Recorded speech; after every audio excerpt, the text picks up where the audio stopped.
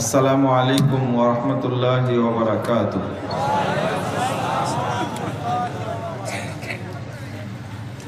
إن الحمد لله نحمده ونستعينه من يهده الله فلا مضل له ومن يضلل فلا هادي له وأشهد أن لا إله إلا الله وحده لا شريك له وأشهد أن محمدًا عبده ورسوله. أما بعد فأعوذ بالله من الشيطان الرجيم. فمن كان يرجو لقاء ربه فليعمل عملا صالحا ولا يشرك بعبادة ربه أحدا.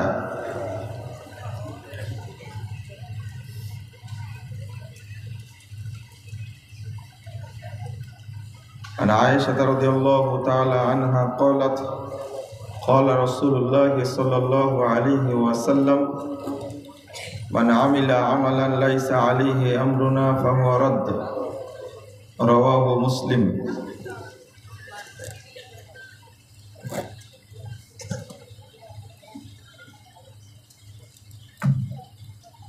وقال عليه الصلاة والسلام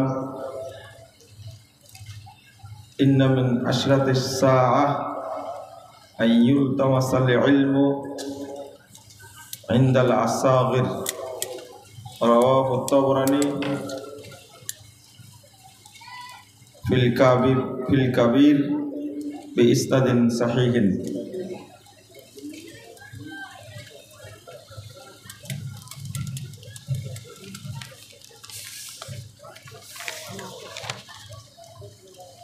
টাঙ্গাইলের গোপালপুর ভাদুরীর চর ইসলামিয়া হাফেজিয়া মাদ্রাসার উন্নতিকল্পে আয়োজিত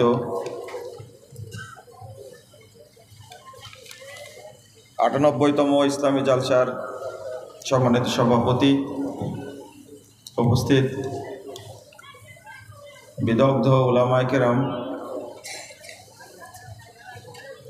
অতিথিবৃন্দ, সুধী মণ্ডলী, সামনে উপবিষ্ট শ্রদ্ধেয় মুসলিম ভ্রাতৃমণ্ডলী, আমার প্রাণপ্রিয় ছাত্র ও যুবক ভাইরা, পর্দার আড়ালের মা ও বোনেরা,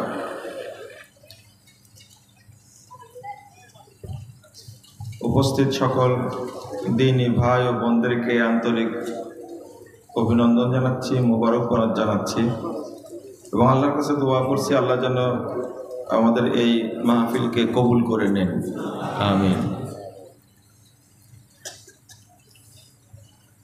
যাদের প্রচেষ্টায় এই মাহফিল অনুষ্ঠিত হচ্ছে, যারা শ্রম, সময়, অর্থ, বুদ্ধি, মেধা ব্যয় করেছেন এবং আপনারা যারা বিভিন্ন এলাকা থেকে এসে মাহফিলে শামিল হয়েছেন, আল্লাহ রাব্বুল আলামিন আপনাদের আমাদের সকলকে জান্নাতুল ফেরদাউসের মেহমান হিসাবে কবুল করে নিন, আমিন। বন্ধুরা আমার, এটা ইলমের ফাউন্ডেশন বাংলাদেশের প্রখ্যাত আলেমদের যাওয়া আসার মার্কাজ। এখানে এসে কথা বলতে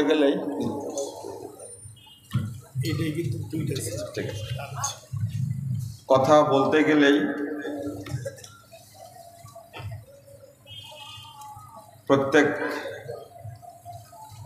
আলেম বলবো না, যারা বক্তা, আলোচক, তাদের মধ্যে একটু কাঁপুনি তৈরি হয়। ঠিক আমার অবস্থা ওই রকম। আমরা তো আলেম নই, কণ্ঠের জোর দিয়ে একটু কথাবার্তা বলি, কিন্তু জায়গাটা বড় বড় আলেমদের আনাগোনার জায়গা। আল্লামা আব্দুল্লাহ আল কাফি আল কুরাইশি রহিমাহুল্লাহ, তিনিও এখানে এসেছেন।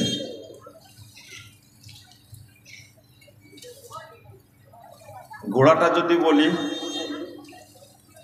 আল্লামা জসিমউদ্দিন মুলতানি বলা হয় নাকি আপনারা? মুলতানি সাহেবের ছাত্র, জি আব্দুল ওহাব। তো তারই ছেলে শাইখুল ইসলাম, তিনি অনেক বড় আলেম। আবার তারই ছেলে বসা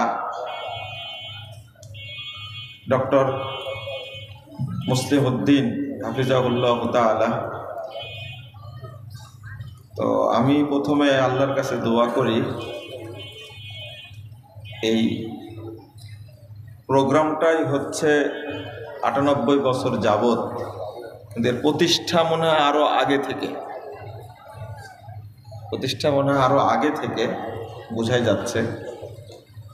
তো এই ১০০ বছরের প্রতিষ্ঠান হয়তো যে কোনো সময় আবার জ্বলে উঠবে ইনশাআল্লাহ। আল্লাহর কাছে দোয়া করি, আল্লাহ তুমি এখানে একটা প্রকৃত বড় আলেম তৈরির মার্কাজ হিসাবে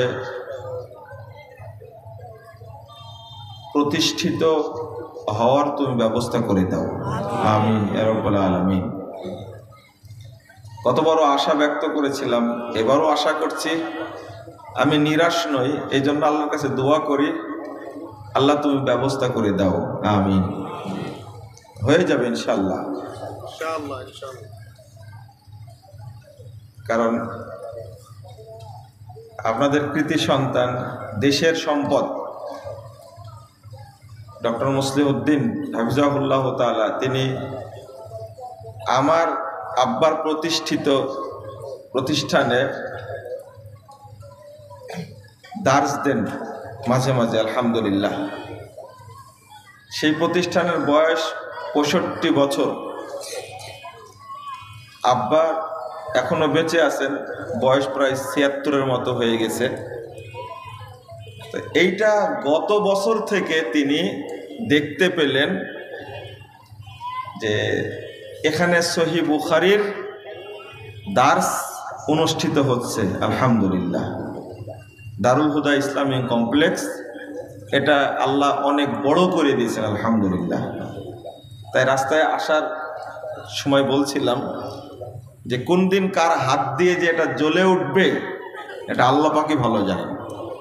কারণ এখানে যত পরহেজগার, বিদগ্ধ পণ্ডিত, আলেমের পদচারণা, এবং যাদের মাধ্যমে এটা শুরু হয়েছে, নিঃসন্দেহে ইনশাআল্লাহ আল্লাহ এখানে বরকত নাজিল করবেন ইনশাআল্লাহ।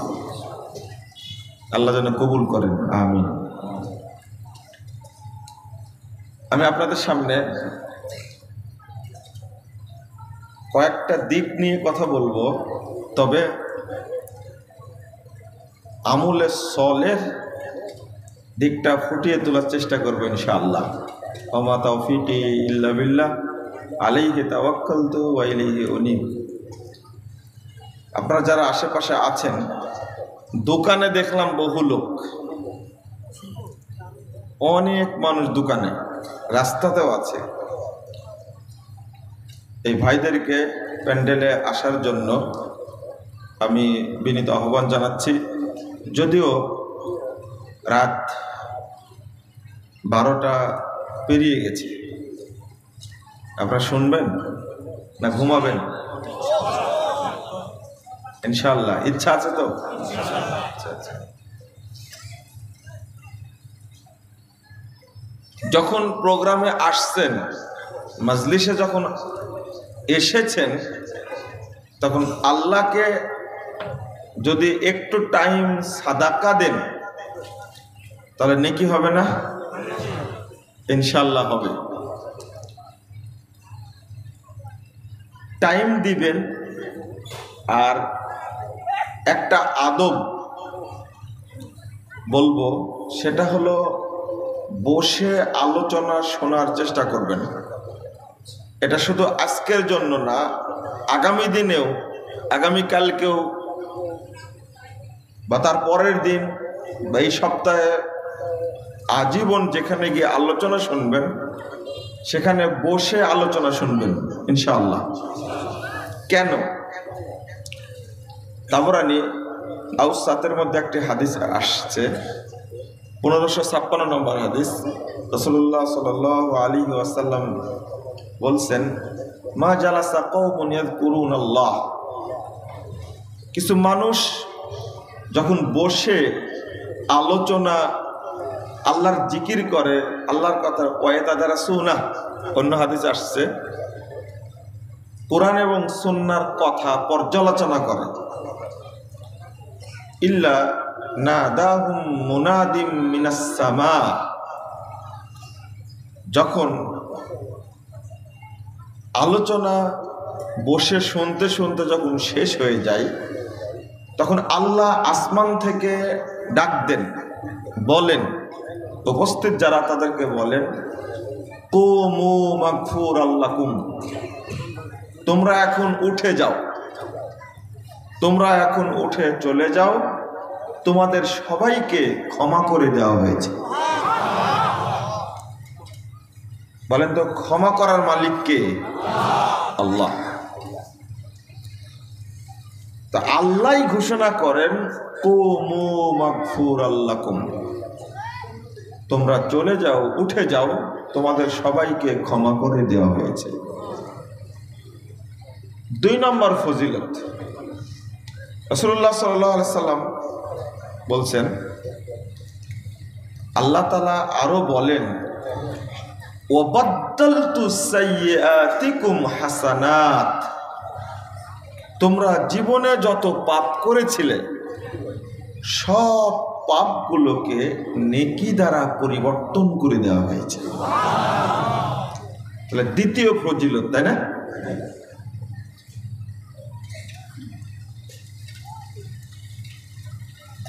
যত পাপ করেছিলাম পাপগুলো নেকিতে পরিণত হলো, আলহামদুলিল্লাহ। এক, পাপগুলো ক্ষমাও হয়ে গেল। এখন 3 নম্বর ফজিলত, আপনি বৈঠকটা শেষ করার সময় দোয়াটা পড়ে উঠবেন, দোয়া না পড়ে উঠবেন না। বসা আছেন, ওঠার সময় দোয়াটা পড়ে বিদায় নেবেন, মজলিস ত্যাগ করবেন। তাহলে কি ফজিলত?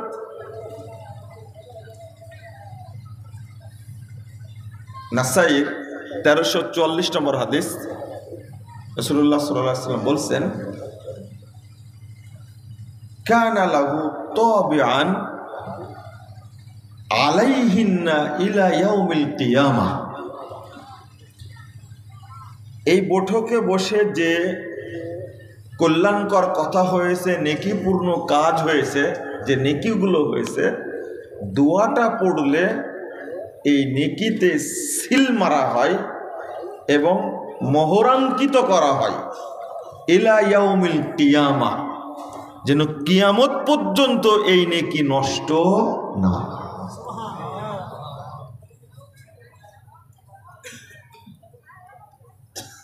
এখানে আরেকটা জিনিস যোগ করে দিই, এই যে মাগরিব থেকে বা আসর পর থেকে আলোচনা শুনছেন আপনারা, এই নেকি হচ্ছে না? হচ্ছে। ইবলিস শয়তান এ খুব চালাক, খুব সচেতন, এতই বদের বদ, এতই খারাপের খারাপ, ও তো গুণ বর্ণনা করে শেষ করা যাবে না। এ জঘন্য খারাপ। ও সবসময় টার্গেটে থাকে বান্দার আমল কিভাবে নষ্ট করা যায়, ওর টার্গেটই এটা। নেকি নিয়ে যেন বান্দা বাড়িতে যেতে না পারে, এই জন্য ও রেডি থাকে, ও রেডি থাকে। এই যে বৈঠক শেষ হয়ে যাবে, এই 5, 10 বা 15, 20 সেকেন্ড, 30 সেকেন্ডের মধ্যেই আলোচনাটা শেষ হবে। তখনই ইবলিস শয়তান আপনার মনের মধ্যে একটা খোঁচা দেবে, যে তাড়াতাড়ি উঠ এখান থেকে, উঠে চলে যা, মানে দোয়াটা যেন না পড়া হয়। আপনি এতক্ষণ আলোচনা শুনলেন, দোয়াটা আপনি পড়তে পারলেন না, এই খোঁচাটা মারল কে? হ্যাঁ, শয়তান। আপনি চলে গেলেন, দোয়াটা পড়া হলো না, আর নেকিটাও সংরক্ষিত হলো না, সব শেষ। ও টার্গেটে থাকে। আর যারা মজলিস শেষ করে একটু দড়ি পাকায় নেয়, তাদের কি হয়? আমল থাকবে না। এটা ওর একটা টার্গেট, যেটা 2 মিনিট 1.5 মিনিট 1 মিনিটের দড়ি পাকায় দে, তাহলে এই সৎ আমলের মধ্যে ঢুকে গেল কি কি বেদাত, আর এটা কাজ করবে না, লাভ হবে না। তাহলে ও টার্গেটে আছে।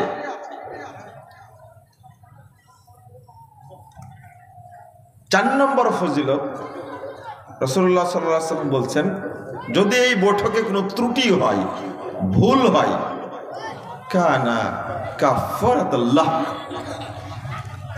ওই ব্যক্তির জন্য সমস্ত ভুলের ত্রুটির কাফারা হয়ে যাবে। আলহামদুলিল্লাহ। তাহলে এই 4টা ফজিলত আমরা পাবো ইনশাআল্লাহ, পাবো না? এই জিনিসটা আমরা বুঝি না কেন? দুঃখজনক হলো যে শয়তান যেহেতু আমাদের পাহারা দিচ্ছে, আমাদের নেকি নষ্ট করার জন্য ব্যস্ত আছেও। আবার কি বলবো, শয়তান ওর কিছু নিযুক্ত এজেন্ট আছে। কি আছে? এই বেতনভুক্ত এজেন্ট আছে কিছু। এখন মনে হয় না যে বাংলাদেশে শয়তান আছে, ও আটলান্টিক মহাসাগরে ফুর্তি মারছে। ওর যারা এজেন্ট আছে নিযুক্ত, ওরা এখন কাজকর্ম করছে দিব্যি, বেতনভুক্ত এজেন্ট যারা। কারণ যেভাবে আলেম সেজে, টুপি মাথায় দিয়ে, পাগড়ি পরে মানুষকে পথভ্রষ্ট করছে, এটা সহিহ বুখারীর হাদিস। রাসূলুল্লাহ সাল্লাল্লাহু আলাইহি ওয়াসাল্লাম বলছেন যে শয়তান একটার পর একটা উঠে একবারে আসমান পর্যন্ত চলে যায়। যাওয়ার পরে আগামীকাল কি সিদ্ধান্ত হবে, ফেরেশতারা আলোচনা করে, ওই আলোচনাটার মধ্যে থেকে একটা আলোচনা শুনে ওর সাথে যোগ দেয় আরো 99টা মিথ্যা কথা। আর এই 99টা মিথ্যা মিশ্রিত কথা পৌঁছিয়ে দেয় শয়তানের যারা এজেন্ট তার কাছে। আর ওরা বলে দেয় আগামীকাল এটা হতে পারে। এই লোকটা কি? শয়তানের কে? এটা এজেন্ট। এরাই মূলত শয়তানের কাজগুলো করে। আপনাদের সচেতন থাকতে হবে, এদের খপ্পরে যেন আমরা না পড়ি। কথা বোঝা গেছে? এদের খপ্পরে পড়া যাবে না। এরা আলেম নামের কলঙ্ক, পথভ্রষ্ট এরা। এটা আমার বক্তব্য না, হাদিস থেকে শুনবেন। সহিহ বুখারীর 2য় খণ্ডের 1049 পৃষ্ঠা একটি হাদিস বর্ণিত হয়েছে। রাসূল সাল্লাল্লাহু আলাইহি ওয়াসাল্লাম বলছেন, দুআতুন আলা আবওয়াবি জাহান্নাম মান আজাবাহুম ইলাইহা কদাফুহু ফিহা। অনেকগুলো দায়ী আলেম জাহান্নামের দরজায় দাঁড়িয়ে জাহান্নামের দরজায় থেকেই বলবে এইদিকে আসো, এইদিকে আসো, তোমাদেরকে জান্নাত দেব। ওরা নিজেরাই জাহান্নামের দরজায় দাঁড়া আছে। আর মানুষকে ডেকে জান্নাতে দিবে না জাহান্নামে দিবে? জাহান্নামে দিবে। তার আগে আসছে কওমুন ইস্তান্নুনা বিগাইরি সুন্নতি ওয়া ইয়াহতাদুনা বিগাইরি হাদি। এক শ্রেণীর মানুষ মনে হবে যে সুন্নাত মানছে, কিন্তু ওই সুন্নাত আমার সুন্নাত না, ওই হাদিসেরই অংশ। মনে হচ্ছে সঠিক পথেই চলছে, ওই পথ কিন্তু আমার পথ না। তারপরে আলেমদের কথা বলছেন। তো ওই আলেমদের যারা সাড়া দিবে, কথা শুনবে, ওই আলেমরা কযাফুহু ফি, তারা জাহান্নামের মধ্যে ফেলে দিবে না, আছাড় দিবে। ফেলে দেওয়ার আছাড় দেওয়ার মধ্যে পার্থক্য আছে তো, তাই না? হ্যাঁ,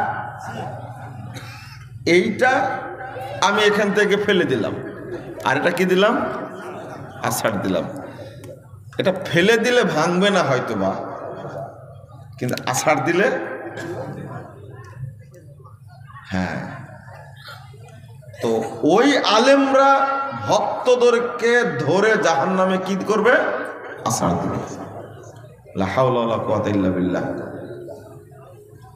এখন সাহাবী হুযায়ফা রাদিয়াল্লাহু আনহু বলছেন, সিফহুম লানা ইয়া রাসূলুল্লাহ, আল্লাহ রাসূল এই পথভ্রষ্ট জাহান্নামের দরজায় দাঁড়িয়ে আছে, এই দায়ীদের আপনি পরিচয় বলুন।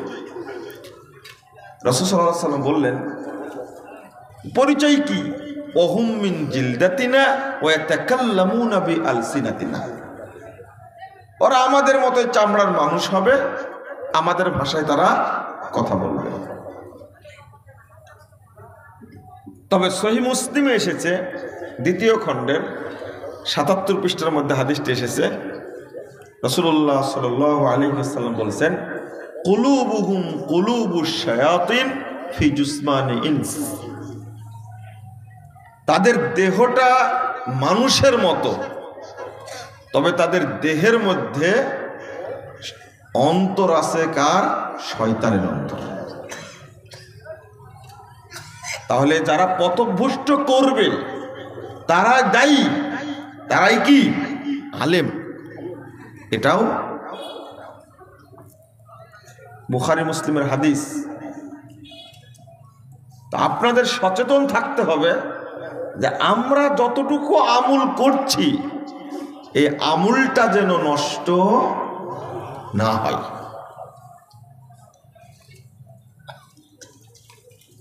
এখানে আর একটা হাদিস বলি, আর দুইটা হাদিস বলবো এখানে। আপনারা যে ঘুরে বেড়াচ্ছেন,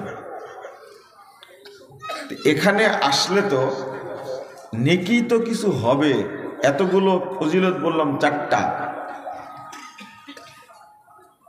আপনি প্রোগ্রাম শুনতে এসে ঘুরে বেড়াচ্ছেন, এই চালিকা শক্তিটা কে? কে আপনাকে দড়ি নিয়ে বেড়াচ্ছে? কে?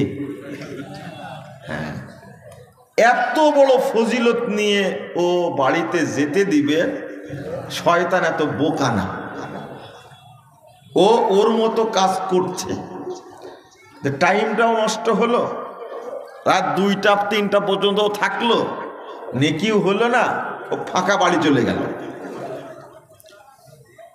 কাল কিয়ামতের মাঠে আপনার এই টাইমটার কথা মনে পড়বে। তাবরানী কাবিরের একটা হাদিস, 98 নম্বর সিরিয়াল, রাসূলুল্লাহ সাল্লাল্লাহু আলাইহি ওয়াসাল্লাম বলেছেন, মান কানাত লাহু হাসানা, কিয়ামতের মাঠে নেকি শেষ হতে থাকবে, শেষ হতে থাকবে। কার কি অন্যায় করেছিলেন, ওই অন্যায়টার বিনিময়ে নেকি দিতে হবে আপনাকে। দিতে দিতে শেষ হয়ে যাবে। শেষ পর্যন্ত বলছেন, মান কানাত লাহু হাসানা, যার একটা নেকি অবশিষ্ট থাকবে, দাখালাল জান্নাহ, সেও জান্নাতে প্রবেশ করবে। তবে ওই নেকিটা কবুল হতে হবে। কি হতে হবে? কবুল হতে হবে। এই জন্য আল আদাবুল মুফরাদ, ইমাম বুখারী রাহিমাহুল্লাহর একটা হাদিসের গ্রন্থ, 593 নম্বর হাদিস, রাসূলুল্লাহ সাল্লাল্লাহু আলাইহি সাল্লাম বলছেন, মান তুকব্বিলাত লাহু হাসানা, যার একটা নেকি গ্রহণযোগ্য হবে, আল্লাহর কাছে গৃহীত হবে, একটা নেকি, দাখালাল জান্নাহ, সেও জান্নাতে প্রবেশ করবে। একটা নেকির যে দাম, সেটা আপনি এখন বুঝবেন না, যখনই চোখ দুইটা কি বন্ধ হয়ে যাবে তখনই উপলব্ধি করতে থাকবেন। হাত্তা ইজা জাআ আহাদাহুমুল মাউত ক্বালা রাব্বিরজিউন লাআল্লি আমালু সলিহা। এই আক্ষেপ,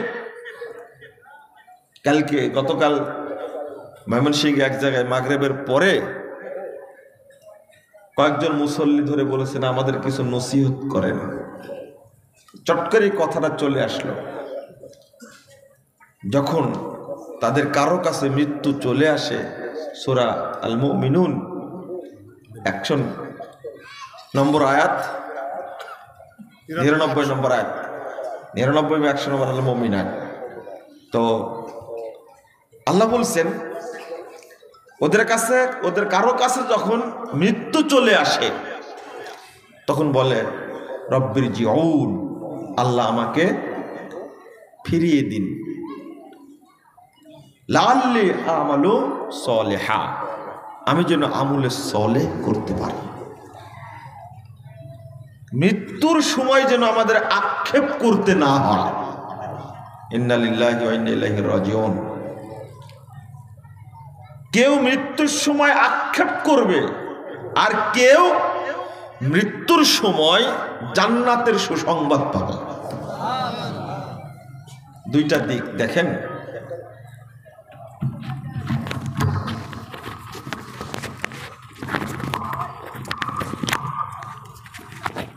দুইটা দিকের একটা দিক হলো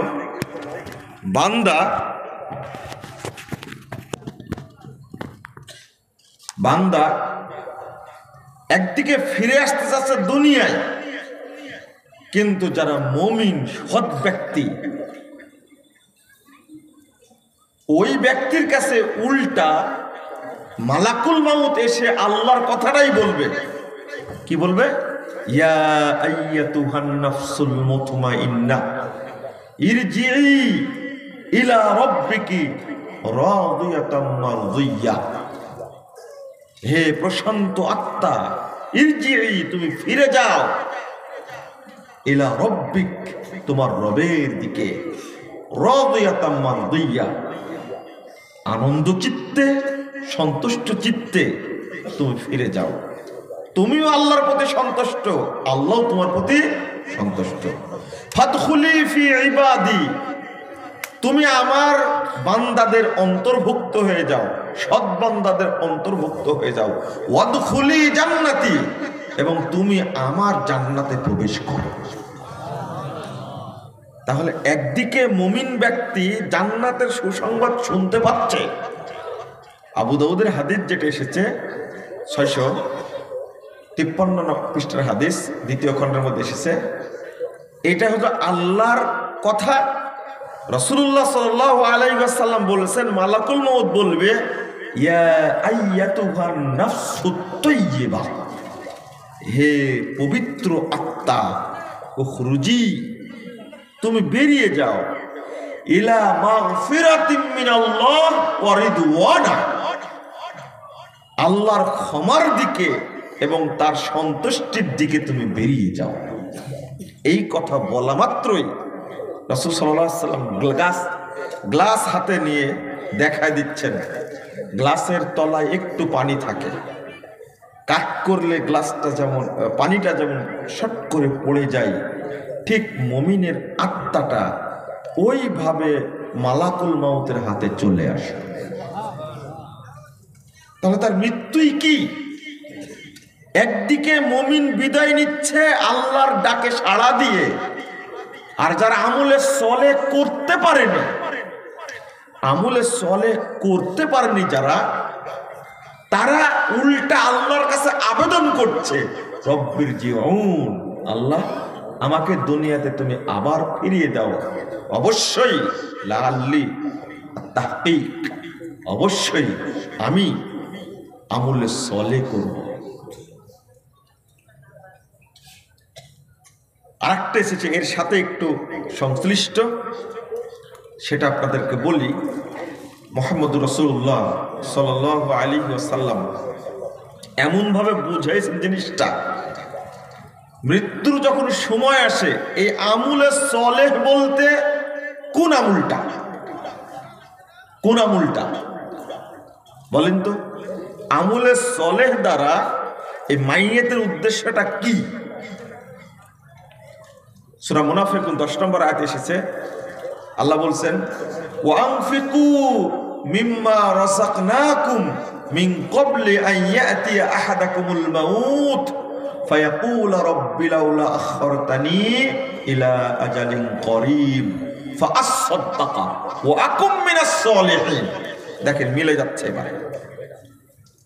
আল্লাহ বলছেন আমি যা তোমাদেরকে দিয়েছি, আনফিকু, তোমরা তার থেকেই খরচ করো, দান করো।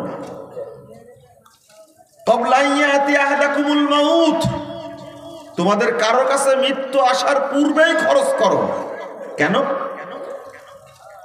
যখন মৃত্যু ধরবে, মালাকুল মউত চেপে ধরবে যখন, তখন তুমি বলবে রব্বি লাউলা আখখারতানি, আল্লাহ একটু যদি সময় দিতে, একটু যদি সময় দিতে, কি করতাম?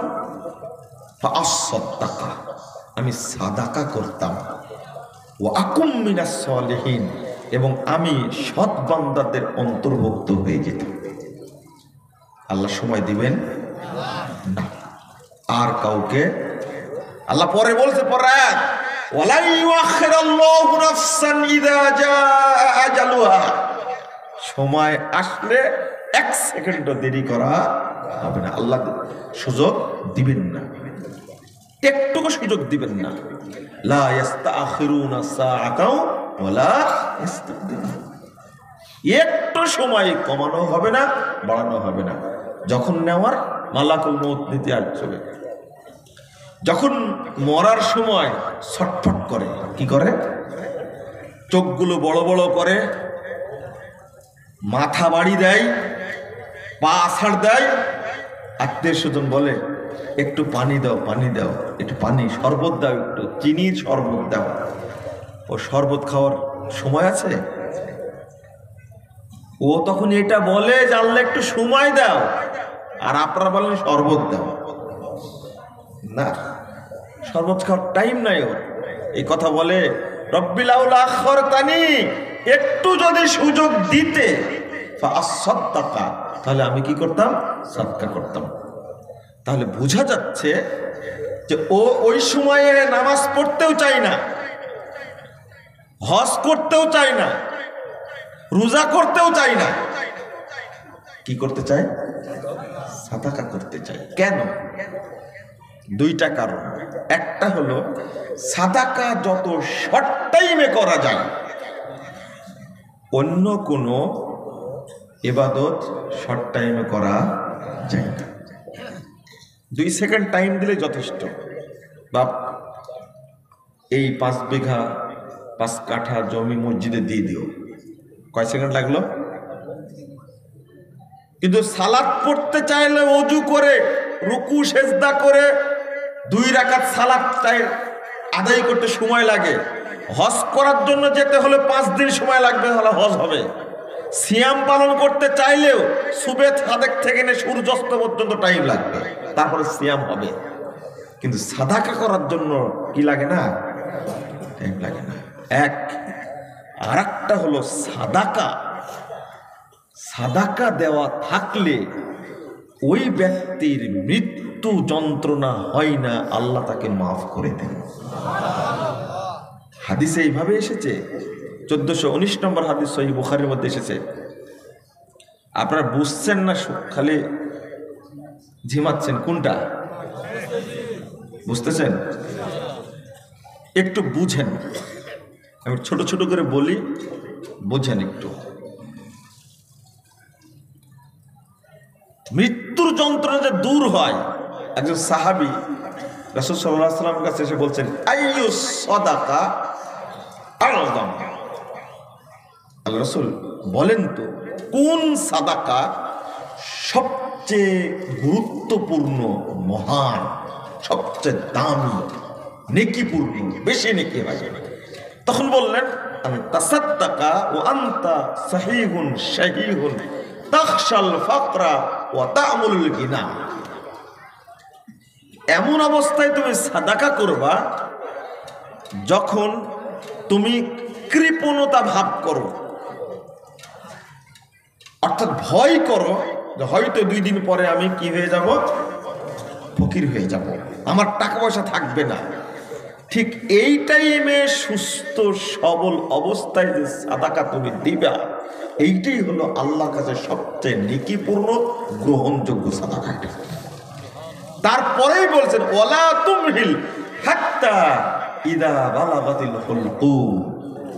তবে তুমি সাদাকা করার জন্য টাইম নিও না, মানে মৃত্যু কণ্ঠনালীতে চলে আসবে ওই পর্যন্ত টাইম নিবে, এটা কি করো না, তুমি দেরি করো না, তুমি তাড়াতাড়ি সাদাকা করে দাও। মানুষ এতই অলসের অলস। 3 নম্বর কারণটা আপনাদের বলি। 3 নম্বর কারণ আমি যে বললাম, আমালু সলেহা, ও আমলে সলে করতে চাই কেন? আমল সলে মানে সাদাকা। তার কারণটা কি? মুস্তাদরাকে হাকিমের মধ্যে একটা হাদিস বর্ণিত হয়েছে। আমি জানি না হাদিসটা আপনি কোনোদিন শুনেছেন কিনা। আমি মাঝখানে হাদিসটা একদিন বলেছি এক জায়গাতে, হয়তো শুনে বলতে পারেন যে হাদিসটা এখন বলবে। ওমর রাদিয়াল্লাহু আনহু বলছেন, মুস্তাদরাকে হাকিম 1528 নম্বর হাদিস, যে যুকির আলী, আমাকে একটা জিনিস বলা হলো, অর্থাৎ রাসূলুল্লাহ সাল্লাল্লাহু আলাইহি ওয়াসাল্লাম তাকে বলেছেন, সেটা হলো ইন্নাল আমাল তাবাহা। আমুল, একজন ব্যক্তি যত আমুল করেছে, আমুলগুলো এক জায়গায় জমা হয়, কি হয়? একত্রিত হয়, সমাবেশ হয় আমলের। সালাত, সিয়াম, হজ, যাকাত, সদাচরণ, যত আমুল আছে, সাদাকা, যত আমুল আছে এক জায়গায় হয়। হওয়ার পরে তাবাহা, আমলগুলো গর্ব করে। সালাত বলে আমি তোমাদের মধ্যে শ্রেষ্ঠ, সিয়াম বলে আরে না আমি শ্রেষ্ঠ, হজ বলে আরে না আমি শ্রেষ্ঠ। তাবাহা, গর্বের প্রতিযোগিতা করে, আমলগুলো এক জায়গায় হয়ে। ফাকালাতিস সাদাকা আনা আফদালুকুম, তোমরা প্রতিযোগিতা করো, আমি সাদাকা হলাম তোমাদের মধ্যে শ্রেষ্ঠ। তাহলে লাল্লি আমালু সলেহা, আমি আমলে সলেহ করব। এই আমলে সলে বলতে একটা আয়াত দ্বারা প্রমাণিত হলো কি? সাদাকা। আর এই হাদিসটাও প্রমাণ করে ও মৃত্যুর সময় শ্রেষ্ঠ আমল করতে চায়, সেই শ্রেষ্ঠ আমল হলো কি? সাদাকা। আমি কি বুঝতে পেরেছি? তাহলে সব আমল এক জায়গায় হয়ে কি করে? প্রতিযোগিতা করে, গর্বের প্রতিযোগিতা করে। ইমাম নাসিরউদ্দিন আলবানী বলছেন ইসনাদুহু সহিহ, এই সনদ তো সহিহ। এই হাদিসটা কে কে শুনেছেন? হাত তোলেন তো। একজন শুনেন নাই। এখন যদি বলেন যে শুনেছি সবাই, কারণ এখন বললেন, তাই না? না, এখন শোনার কথা বলছি না, আমি বলছি এর আগে শুনছেন কিনা। না, একটা বই, নামই হলো বইটার আল আমালুস সলেহ। বইটা রচনা করেছেন, সংকলন করেছেন বিভিন্ন হাদিস গ্রন্থ থেকে। আমিও অনেক হাদিস গ্রন্থের নামই জানতাম না। এই বইটা আমি সম্পাদনা করতে গিয়ে হাদিস, আমি বইটা নিয়ে আসছিলাম সৌদি আরব থেকে 14 সালে। এটা অনুবাদ করে দিব, তাই দেখে তখনই ভালো লেগেছিল।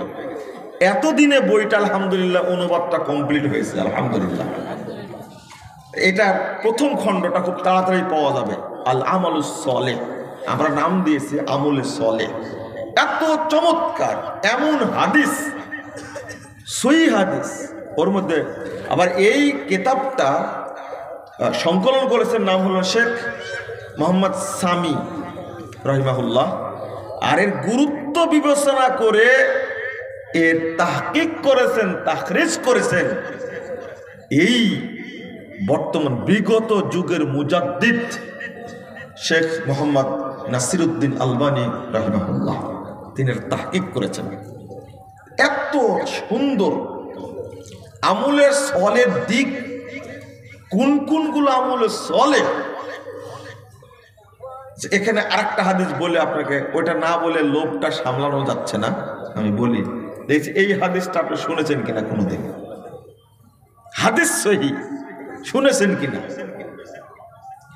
রাসূলুল্লাহ সাল্লাল্লাহু আলাইহি ওয়াসাল্লাম বলছেন, কেউ যদি টাকা ঋণ দেয়, কেউ 10,000, কেউ 10 লাখ, কেউ 5 লাখ টাকা মানুষকে ঋণ দিয়েছে, রাসূল সাল্লাল্লাহু আলাইহি ওয়াসাল্লাম বলছেন এই যত টাকা ঋণ দিয়েছে ও দেওয়ার আগ পর্যন্ত, ঋণ পরিশোধ করার আগ পর্যন্ত প্রতিদিন ওই টাকাটা সাদকা করার যে নেকি, ওই ব্যক্তির আমলনামায় অতটুকু পরিমাণ নেকি প্রতিদিন লেখা হয়। এটাও আপনারা শুনেননি কোনোদিন, আমার বিশ্বাস।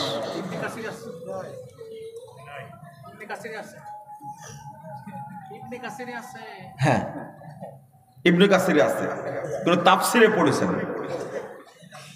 এই হাদিসটা পেয়ে ঋণ দেওয়ার কত ফজিলত,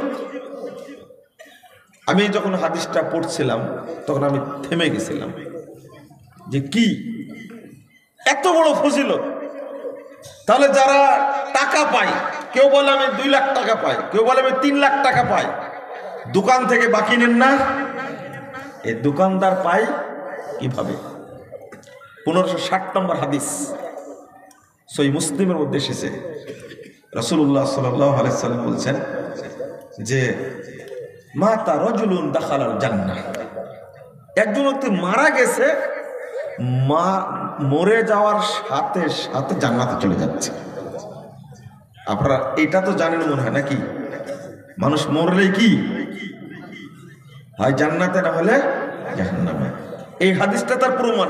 আর একটা আপনারা জানেন, কোরআনের আয়াত দ্বারাও বললাম, আল্লাহ সরাসরি আল্লাহর কালাম, যেটা মালাকুল মউত বলে ফাদখুলি ফি ইবাদি ওয়াদখুলি জান্নাতি, তাহলে মরার সাথে সাথে মানুষ, সৎ ব্যক্তি জান্নাতে চলে যায়, অথবা কোথায় যায়?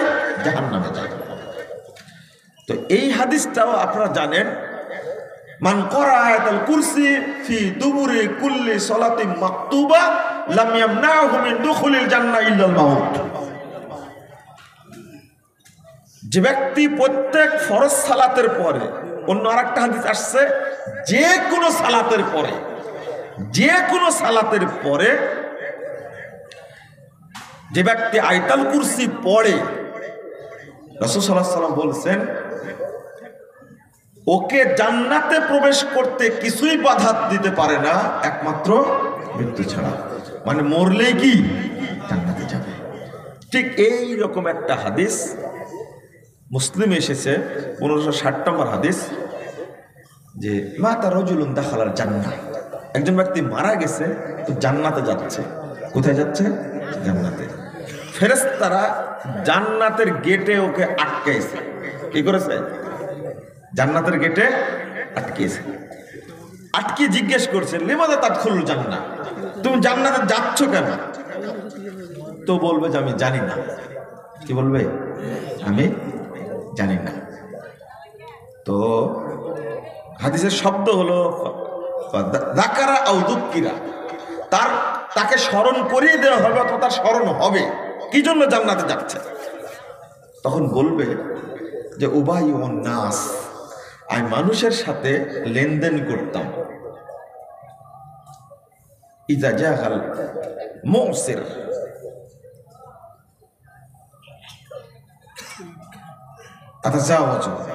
যখন কোন অক্ষম ব্যক্তি আসতো আমার কাছে তখন তাকে আমি মাফ করে দিতাম। আচ্ছা ঠিক আছে, তোমার টাকাটা দেওয়া লাগবে না, আমি তোমাকে এটা ক্ষমা করে দিই। আর যখন সচ্ছল ব্যক্তি আসতো তখন তাকে অবকাশ দিতাম, সুযোগ দিতাম। আচ্ছা ঠিক আছে, তোমার সমস্যা থাকলে আজকে দিও না, 2 দিন পরে দিও বা 1 সপ্তাহ পরে দিও। এই জবাব দিতে দিতে আল্লাহ বলবেন কিয়ামতের মাঠে, মানে কিয়ামতের মাঠে বলছি মরার পর পরই, মানে আল্লাহ তখন বলবেন তাজাওয়াজু আনা আহাক্কু মিনহু, আরে ফেরেশতারা তোমরা আটকাইছো কেন, তাকে ছেড়ে দাও, ও আমার বান্দাকে ছাড় দিয়েছে আর আমি ওর চেয়ে বড় হকদার, তাকে ছাড়তে হবে। তাহলে একটু চিন্তা করেন যে মানুষ মরলেই যে জান্নাতে চলে যায়, এই জন্য চিন্তার কারণ নাই, ভাবনার কারণ নাই। আল্লাহ বলেছেন সূরা হামিম সাজদা পাবেন, আল্লাহ রাব্বুল আলামিন বলছেন ইন্নাল্লাযীনা ক্বালু রাব্বুনাল্লাহ সুম্মা ইসতাকামু, 30 নম্বর আয়াত, 30, 31, 32 নম্বর আয়াত, 3টা আয়াত মাঝে মাঝে স্মরণ করবেন, তাহলে আপনার চিন্তা লাগবে না। ইন্নাল্লাযীনা ক্বালু রাব্বুনাল্লাহ, যারা বলে আমাদের রব আল্লাহ, সুম্মা ইসতাকামু, এবং এই কথার উপরে অটল থাকে, অটুট থাকে, তাতানাজ্জালু আলাইহিমুল মালাইকা আল্লা তাখাফু ওয়ালা তাহজানু ওয়া আবশিরু বিল জান্নাহ আল্লাতী কুনতুম তুআদুন। তাদের উপরে ফেরেশতা নাজিল হয়, এসে কি বলে, আল্লাহ তাখাফু, তোমরা ভয় করো না, ওয়ালা তাহজানু, তোমরা চিন্তা করো না, ওয়া আবশিরু বিল জান্নাহ, বরং তোমরা জান্নাতের সুসংবাদ গ্রহণ করো। আমরা যদি আল্লাহকে স্বীকার করে নিয়ে ঈমানের উপরে অটল থেকে আমলে সলেহ করতে পারি, তাহলে মৃত্যুর চিন্তা করা লাগবে না, কবরের চিন্তা করা লাগবে না। যাকে জান্নাত দিবেন আল্লাহ রাব্বুল আলামিন মৃত্যুর আগেই আল্লাহ বলে দিচ্ছেন, তার কি কবরের কোনো চিন্তা করতে হবে?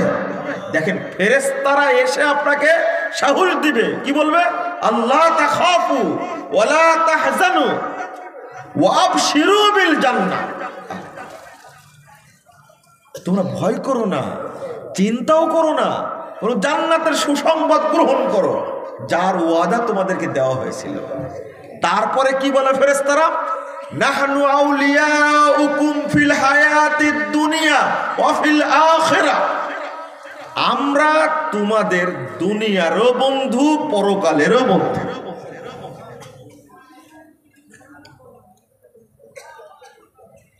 ওয়ালাকুম ফিহা মা তাশতাহি আনফুসুকুম ওয়ালাকুম ফিহা মা তাকতাহুন, তোমরা পরকালে জান্নাতে যা তোমাদের মন চাইবে তাই পাবে, যা তোমাদেরকে ওয়াদা দেওয়া হয়েছিল। এরপরে পরের আয়াতটা হলো 32 নম্বর আয়াতটা হলো নুজুলাম মিন গফুরির রহিম, এটা ক্ষমাশীল দয়াময় আল্লাহর পক্ষ থেকে বিশেষ মেহমানদারি। মেহমানদারি কে কে কে চান? আল্লাহ আপনাকে জান্নাতে মেহমানদারি করুক, কে কে চান? হাত তুলেন তো দেখি। সবাই চান, তাই না? আল্লাহ তুমি আমাদের কবুল করে নাও, আমিন আমিন। সহজ কাজটা করেন দেখি পারেন কিনা। একটা কাজই বলি, তারপরে যদি আপনারা আরো খেতে চান বলবো ইনশাল্লাহ। একটা দায়িত্ব দিলাম আপনাদেরকে, মসজিদে বেশি বেশি যাতায়াত করবেন। কি মসজিদে? আমারও একটা হাদিস জানা ছিল না, হাদিসটা কালকে পেয়েছি আমি। এই হাদিসের সনদ সহিহ। তো মসজিদে যাতায়াত করার কথা কেন বলছি? সহিহ বুখারীর 662 নম্বর হাদিস। দেখেন, এটাও আমলে সলে। আমলে সলের মধ্যে থেকে প্রথম বেছে নিবেন কোনটা? বলেন তো, কে বলতে পারেন? কোনটা বেছে নেবেন এটা আমলে সলে করব? 1 নম্বর বেছে নেবেন আল ঈমান বিল্লাহ। কি? আল্লাহর প্রতি ঈমান, যেটা আগে বললাম, ইন্নাল্লাযীনা ক্বালু রাব্বুনাল্লাহ সুম্মা ইসতাকামু। 1 নম্বর বেছে নেবেন। 2 নম্বরটা বেছে নেবেন সালাত। কোনটা? সালাত। তবে অবশ্যই আপনি স্মরণ রাখবেন যেন আমলে সলে যতটুকু করলাম অতটুকু যেন নষ্ট না হয়। এটা মনে থাকবে তো? একটা সাথে আর একটা লেগে যাচ্ছে। মসজিদের কথা স্মরণ রাখবেন। কিসের কথা? মসজিদের কথা। নুজুলাম মিন গফুরের স্মরণ রাখবেন। যদি ভুলে যাই মনে করে দিবেন আমাকে। 1 নম্বর।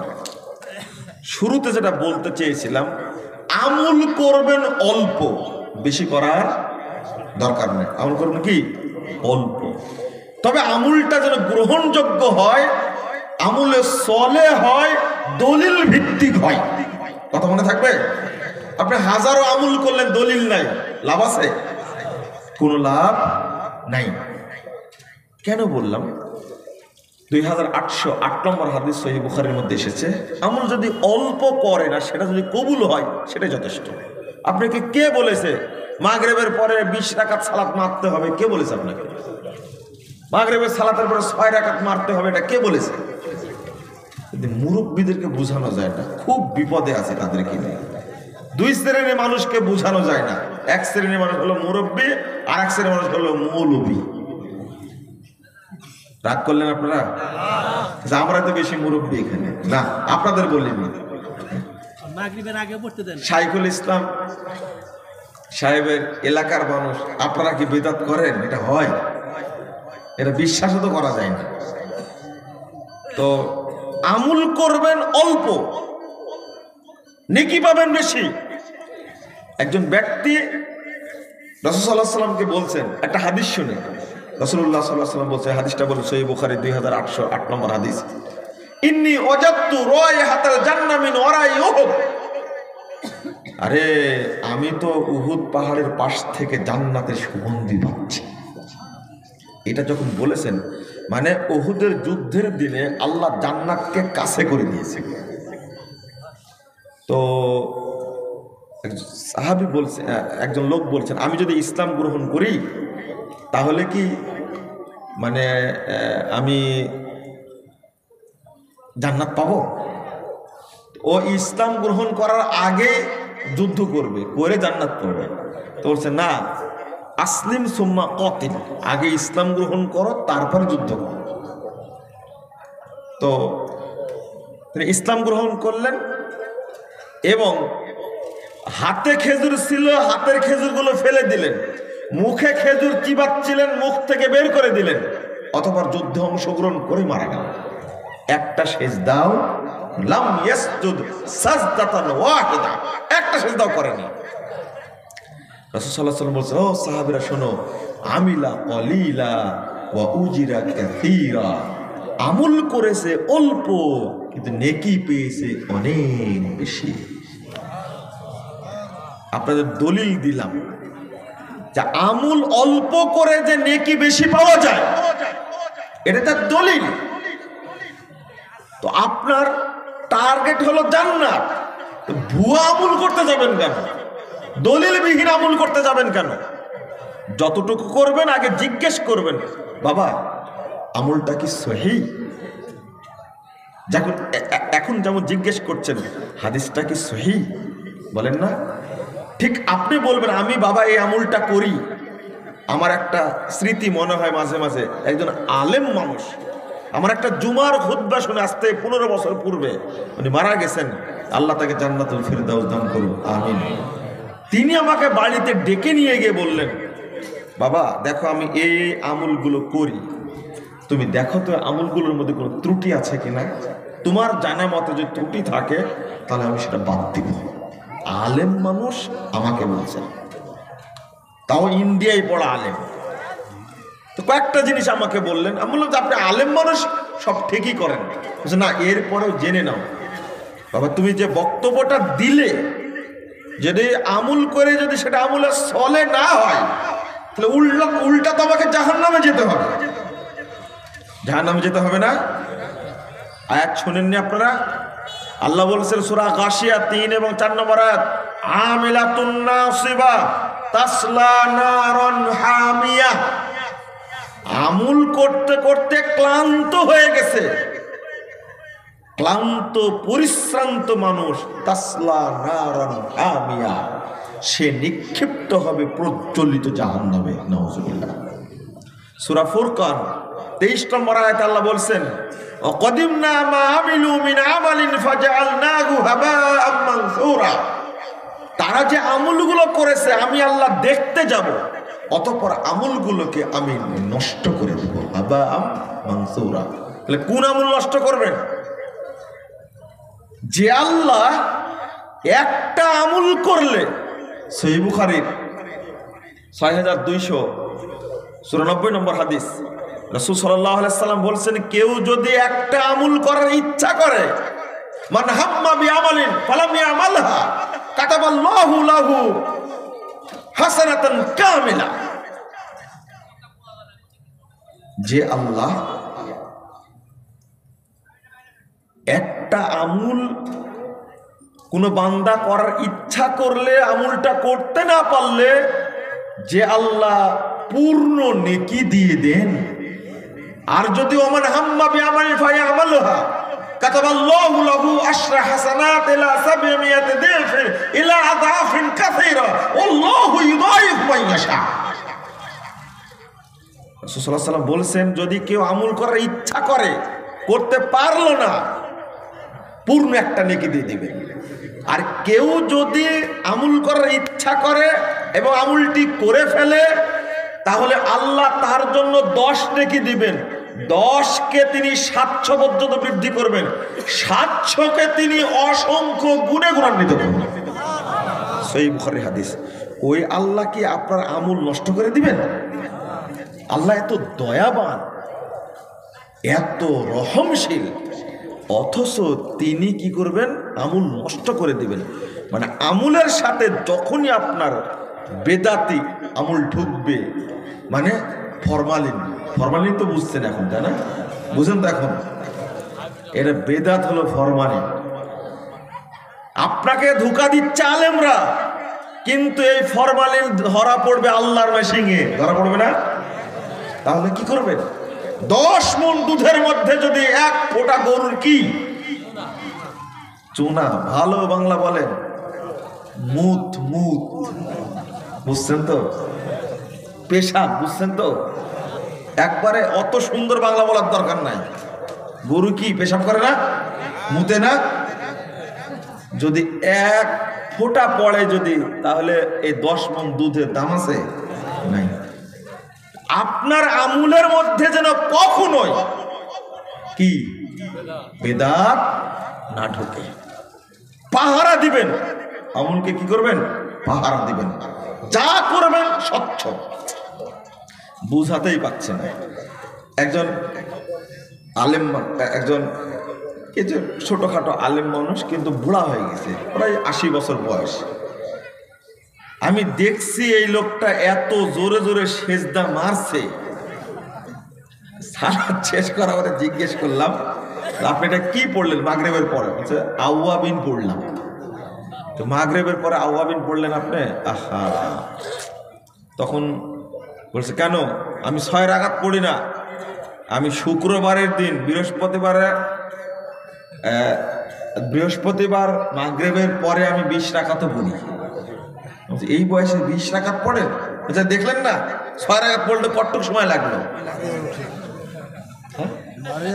মারে আর উঠে, ভালো কথা বলেছে, মারে আর উঠে, ঠকা ঠক। আমি বললাম যে আপনি এই কাজটা করছেন, বরণটা জাল। তা আমার দিকে তাকাচ্ছে, মনে হচ্ছে আজরাইল তাকাচ্ছেন। আমি বললাম যে তাকাচ্ছেন কেন আপনি? বলছে আমি আমল করে আসছি, এটা প্রায় 50 বছর যাব। আর বলছেন আজকে জাল। আমি বললাম হ্যাঁ, এটা জাল হাদিস, ওই ফজিলত নাই। বলছে জাল হোক, আপনি যান, মানে কথা শুনবেন না। আমরা তো আপনাকে একটা বুদ্ধি দিই, একটা হাদিস বলি, বলছে আপনার হাদিস আমার শোনার দরকার নাই, আপনি জান, আমি বুঝতে পারছি আপনি আমাকে নিষেধ করবেন। বলছে নিষেধ করা তো দূরের কথা, আপনাকে সঠিক একটা কথা বলি। সহিহ মুসলিমের 234 নম্বর হাদিস, আপনারা হাদিসটা শুনে রাখবেন। কত? 234 নম্বর হাদিস। আপনি কেন 6 রাকাত জাল আমল করবেন আর 20 রাকাতেই ভুয়া পচা আমল করতে যাবেন? আপনি 122 পৃষ্ঠায় এসে সহিহ মুসলিমের রাসূল সাল্লাল্লাহু আলাইহি ওয়াসাল্লাম বলছেন, মান তাওয়াদ্দা ওয়া ইউহসিনু উযুহু, যে ব্যক্তি অজু করবে এবং তার অজুকে সুন্দর করবে, পূর্ণরূপে করবে। সুন্দর করে অজু করা বুঝেন তো আবার?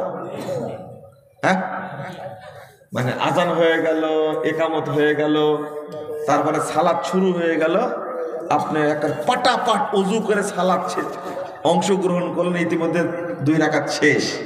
এটা সুন্দর করে উজু করা, তাই না? না না, এটা সুন্দর করে উজু করা না। থামেন, সুন্দর করে উজু কাকে বলে একটু পরে বলছি। আল্লাহ রাসূল বলছেন সুন্দর করে যে উজু করলো, সুন্দর করে, সুম্মা ইয়াকুমু ফায়ুসাল্লি রাকাতাইন, অথবা দাঁড়িয়ে 2 রাকাত সালাত আদায় করলো, মুকবিলুন আলাইহিমা বিকলবিহি ওয়া ওয়াজহিহি, একবারে মনোযোগ সহ আল্লাহমুখী হয়ে 2 রাকাত সালাত আদায় করলো। এই সালাত আদায় করার সময়ে, 2 রাকাত পড়ার সময়ে অন্য কোনো দিকে মনোযোগ নাই, একমাত্র কোন দিকে? আচ্ছা, সালাত পড়ার সময় আপনারা কিসের কথা চিন্তা করেন? দোকানের কথা, বাজারের কথা? আচ্ছা, কি চিন্তা করা উচিত বলেন তো দেখি? হ্যাঁ, উত্তর এখনো হয়নি, বলেন তো, সঠিক উত্তর দেন। সালাতে দাঁড়ালেন, আল্লাহু আকবার, সালাতে দাঁড়ালেন, কি চিন্তা করবেন? আল্লাহ সালাত দেখতেছে। না না, হলো না। হ্যাঁ, না, হাদিস দ্বারা শুনেন। 737 নম্বর হাদিস আবু দাউদের মধ্যে এসেছে, এটা কাহিনী আছে হাদিসের সাথে।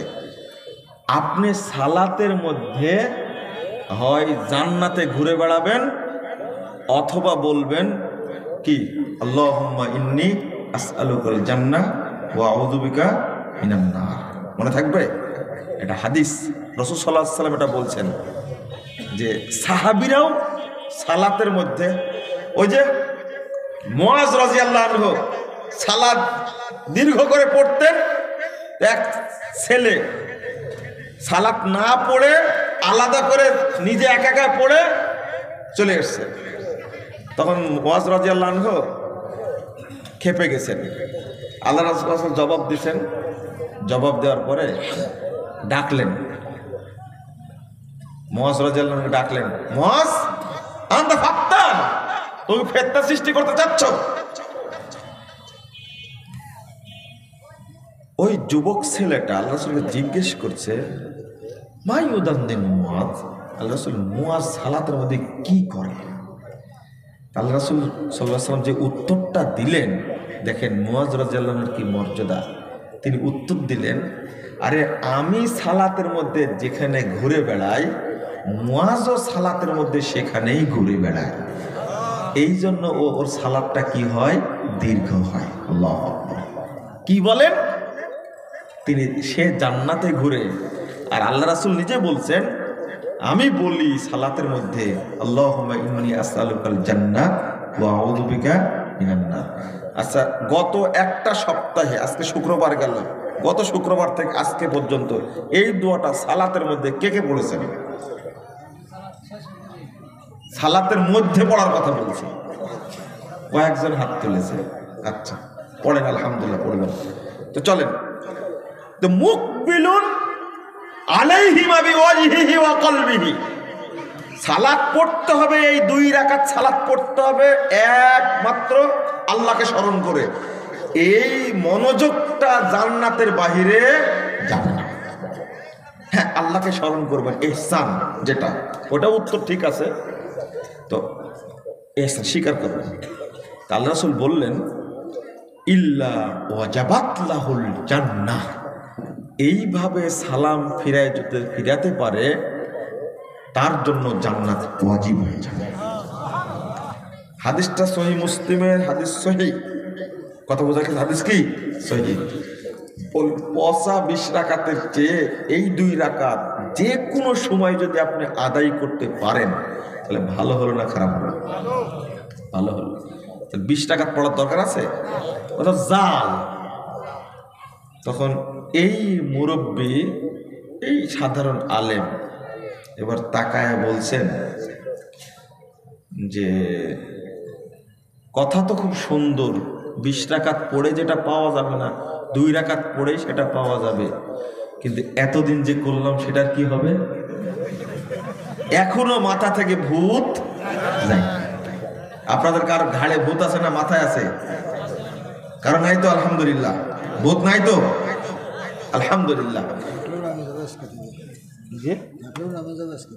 ও থাকলেও নেমে যাবে, খুব সুন্দর কথা বলেছেন। হ্যাঁ, থাকলেও নেমে যাবে আজকে থেকে আলহামদুলিল্লাহ।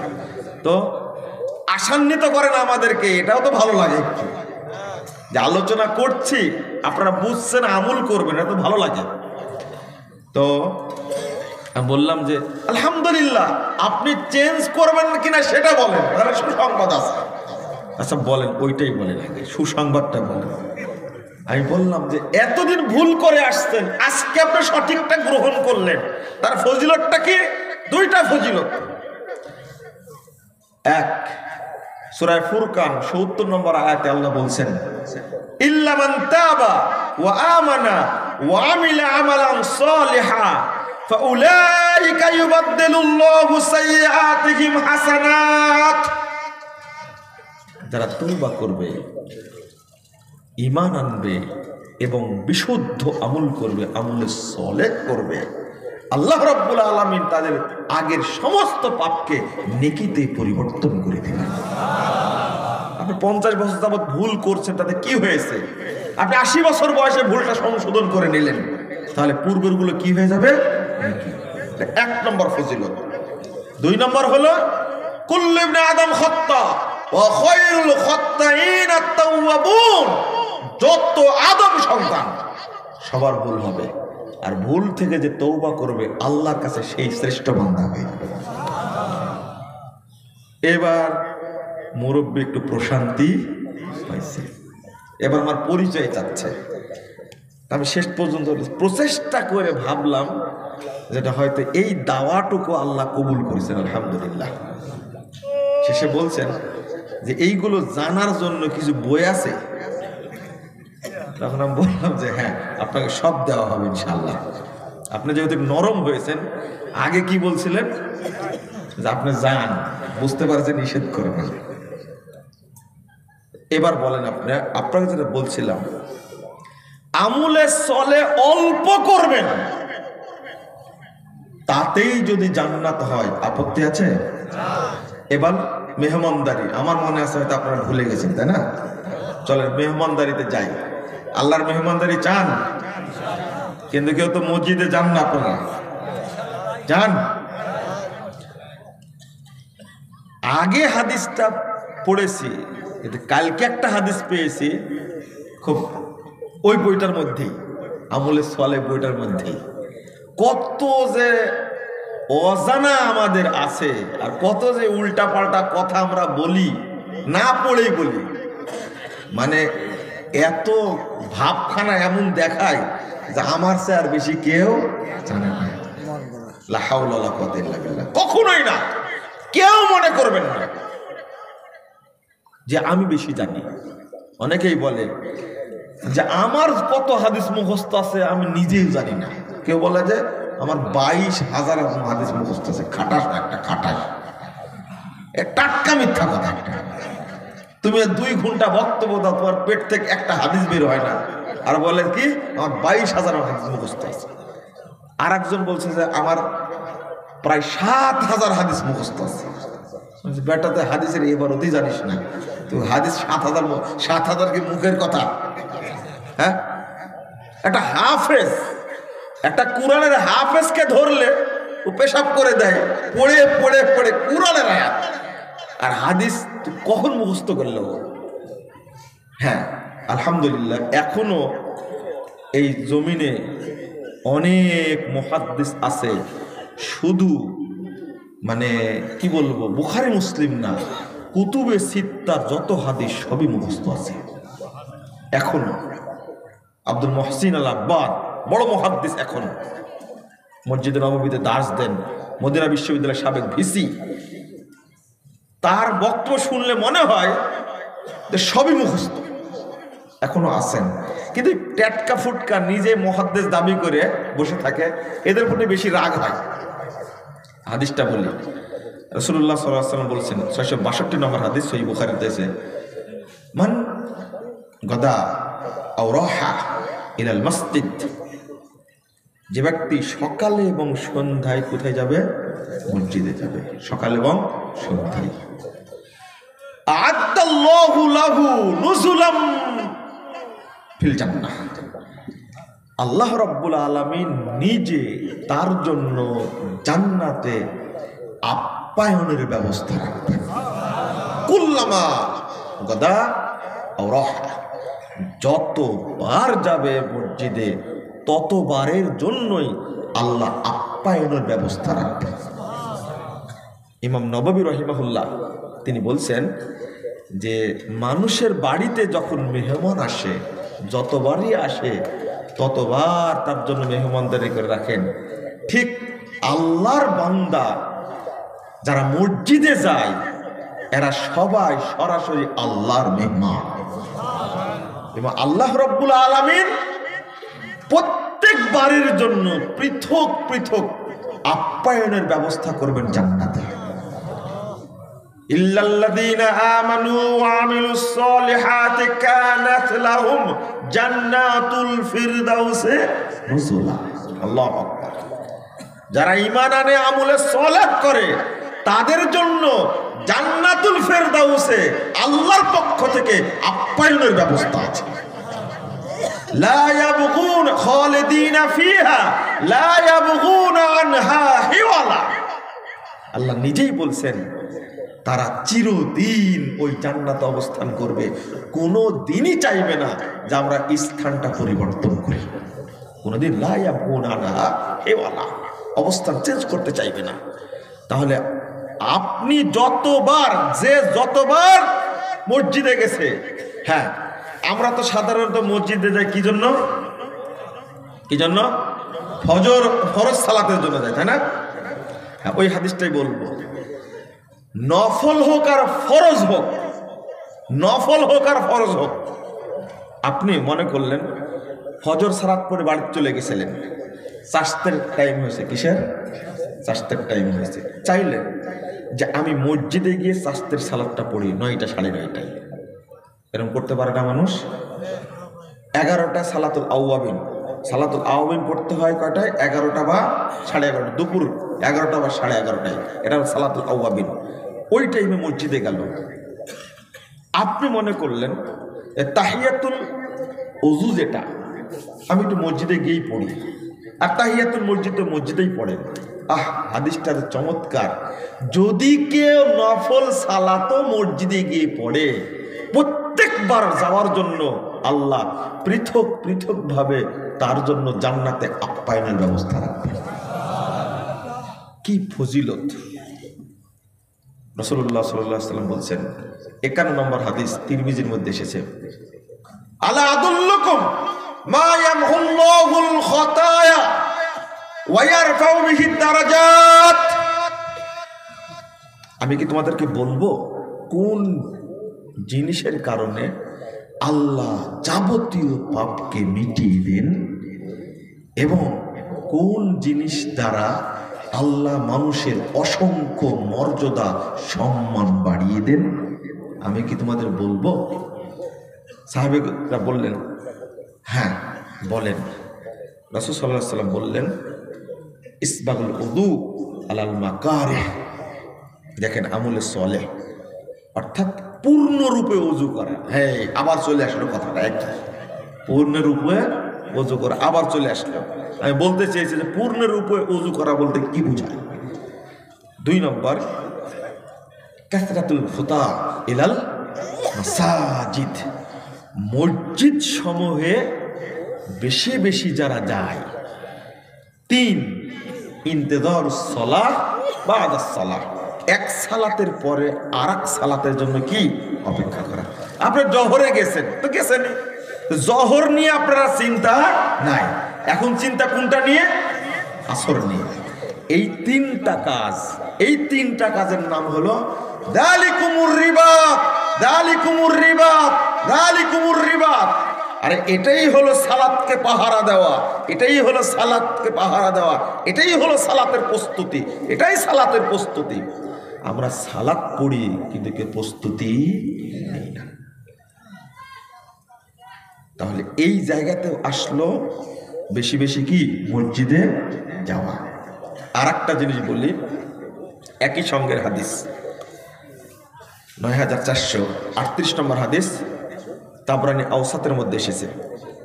আল্লাহ রাসূল সাল্লাল্লাহু আলাইহি ওয়াসাল্লাম বলছেন, ইউতার রাজুলু কবরি, মানুষ যখন মারা যায় এবং তাকে যখন দাফন করা হয়, কি করা হয়? দাফন করা হয়, তখন একজন আযাবের ফেরেশতা পাঠানো হয়। কিসের ফেরেশতা? আযাবের ফেরেশতা। হাদিসটা শুনে রাখেন, খুব ভালো করে শুনে রাখবেন। রাসূল সাল্লাল্লাহু আলাইহি ওয়াসাল্লাম বলছেন, ইদা উতিয়া মিন কিবালে রাসিহি, যখন মাথার দিক থেকে ঢুকতে চায় আযাবের ফেরেশতা, কোন দিক থেকে? মাথার দিক থেকে ঢুকতে যখন চায়, দাফাতুহু তিলাওয়াতুল কুরআন, তখন ওই আযাবের ফেরেশতাকে কোরআন তেলাওয়াত তাড়িয়ে দেয়, বাধা দেয়। আল্লাহু আকবার। যখনই সুযোগ পাবেন তখনই কোরআন তেলাওয়াত করুন, কোরআন তেলাওয়াত বাধা দেবে। ওয়াইদা উতিয়া মিন কিবালি ইয়াদাইহি, যখন কবরের সামনাসামনি যখন ঢুকতে চায়, এবার সামনাসামনি ঢুকতে চায়, তাহলে মাথা একটা পা একটা আর কবরের মাঝখান জায়গাটা, এটা উতিয়া মিন কিবালি ইয়াদাইহি, যখন সামনাসামনি ঢুকতে বলা হয় ওকে, দাফাআতুহু সাদাকা, তখন সাদকা তাকে বাধা দান করে, তাড়িয়ে দেয়। ভাই আমি এখানে রেডি, তুমি এদিক দিয়ে ঢুকতে পারবে না। তাহলে সাদাকার বাধা দানটা সবচেয়ে কি শক্তিশালী, বোঝা যাচ্ছে এখানে, এই হাদিসের প্রমাণ করে। ওয়াইদা উতিয়া মিন কিবালি রিজলাইহি, মাথার দিক থেকে ঢুকতে পারলো না, সামনে দিয়ে ঢুকতে পারলো না, এবারও ঢুকতে যাবে পায়ের দিক থেকে। রাসূল সাল্লাল্লাহু আলাইহি ওয়াসাল্লাম বলছেন, দাফাহু মাশিউহু ইলাল মাসাজিদ। আল্লাহু আকবার। রাসূল সাল্লাল্লাহু আলাইহি ওয়াসাল্লাম বলছেন যে মসজিদে গিয়ে যে তার পদচিহ্ন হয়েছে, কি পদচিহ্ন, বারবার পা ফেলে মসজিদে গেছে, এই পদচিহ্নগুলো ওই জায়গায় উপস্থিত থাকবে এবং ওই ফেরেশতাকে তাড়িয়ে দেবে। এবার ফেরেশতার কি হবে? ফেরেশতার কি হবে? হ্যাঁ হ্যাঁ, আপনি বিপদে আপদে মুসিবতে ধৈর্য ধারণ করেছেন, যে ধৈর্যের ফলাফল কি? অসব্রু হাজাজাহু, এবার ধৈর্য তাকে বন্দী করে ফেলবে, আর জীবনে যেন কবরে ঢুকতে না পারে। তাহলে এখানেও পাওয়া গেল অন্তত 2টা ফজিলত, একটা সাদাকা আর একটা কি মসজিদে যাওয়া, আর একটা কি কোরআন তেলাওয়াত। আপনাদের মনে থাকবে না, এত রাত্রে গিয়ে বক্তব্য শুনলে মনে থাকে? মনে থাকবে? মনে হয় না। এবার থামেন। ইসবাগুল ওযু, পূর্ণরূপে ওযু বলতে কি বুঝায়? সহিহ মুসলিম ওই হাদিসের মধ্যে এসেছে, 234 নম্বর হাদিস, মুহাম্মদুর রাসূলুল্লাহ সাল্লাল্লাহু আলাইহি ওয়াসাল্লাম বলছেন, মান তাওয়াদ্দা ওয়া আহসানাল ওযুয়া, যে ব্যক্তি ওযু করবে এবং সুন্দর করে করবে, ওয়া ইয়াকুল আশহাদু আল্লা ইলাহা ইল্লাল্লাহ ওয়াহদাহু লা শারীকা লাহু ওয়া আশহাদু আন্না মুহাম্মাদান আবদুহু ওয়া রাসূলুহু, যে ব্যক্তি এই দোয়া পড়বে, তিরমিজিতে আসছে এর সাথে আল্লাহুম্মা জাআলনি মিনাত তাওয়াবিন ওয়া জাআলনি মিনাল মুতাতাহহিরিন, এই দোয়া যে ব্যক্তি পড়বে, ফুতিহাত লাহু আবওয়াবুল জান্নাতি সামানিয়া, তার জন্য জান্নাতের 8টি দরজা খুলে দেওয়া হবে। ইয়াদখুলু মিন আইয়াশা, যেই দিক দিয়ে ইচ্ছা সেই দিক দিয়ে জান্নাতে প্রবেশ করতে পারবে। আল্লাহু আকবার। তাহলে এবার ভালো করে বোঝানোর দরকার, সালাতের জন্য প্রস্তুতি বা ওযুর জন্য প্রস্তুতি। এমন কেউ আছেন হঠাৎ করে জোহরের আগেই বলছেন এই সালাতের টাইমটা মনে হয়ে গেল, আম্মু দেখো তো ঘড়ি, দেখো তো কত বাজলো? এই ধরনের লোক এখানে এক একজন আছে? নেই। আসর জোহর পড়ে এসেছে, আসরের জন্য ব্যস্ত হয়ে পড়েছে, আরে কখন আজান হবে, কখন আজান হবে। এটা কালকে বক্তব্যে বলছিলাম, অপেক্ষা আছে।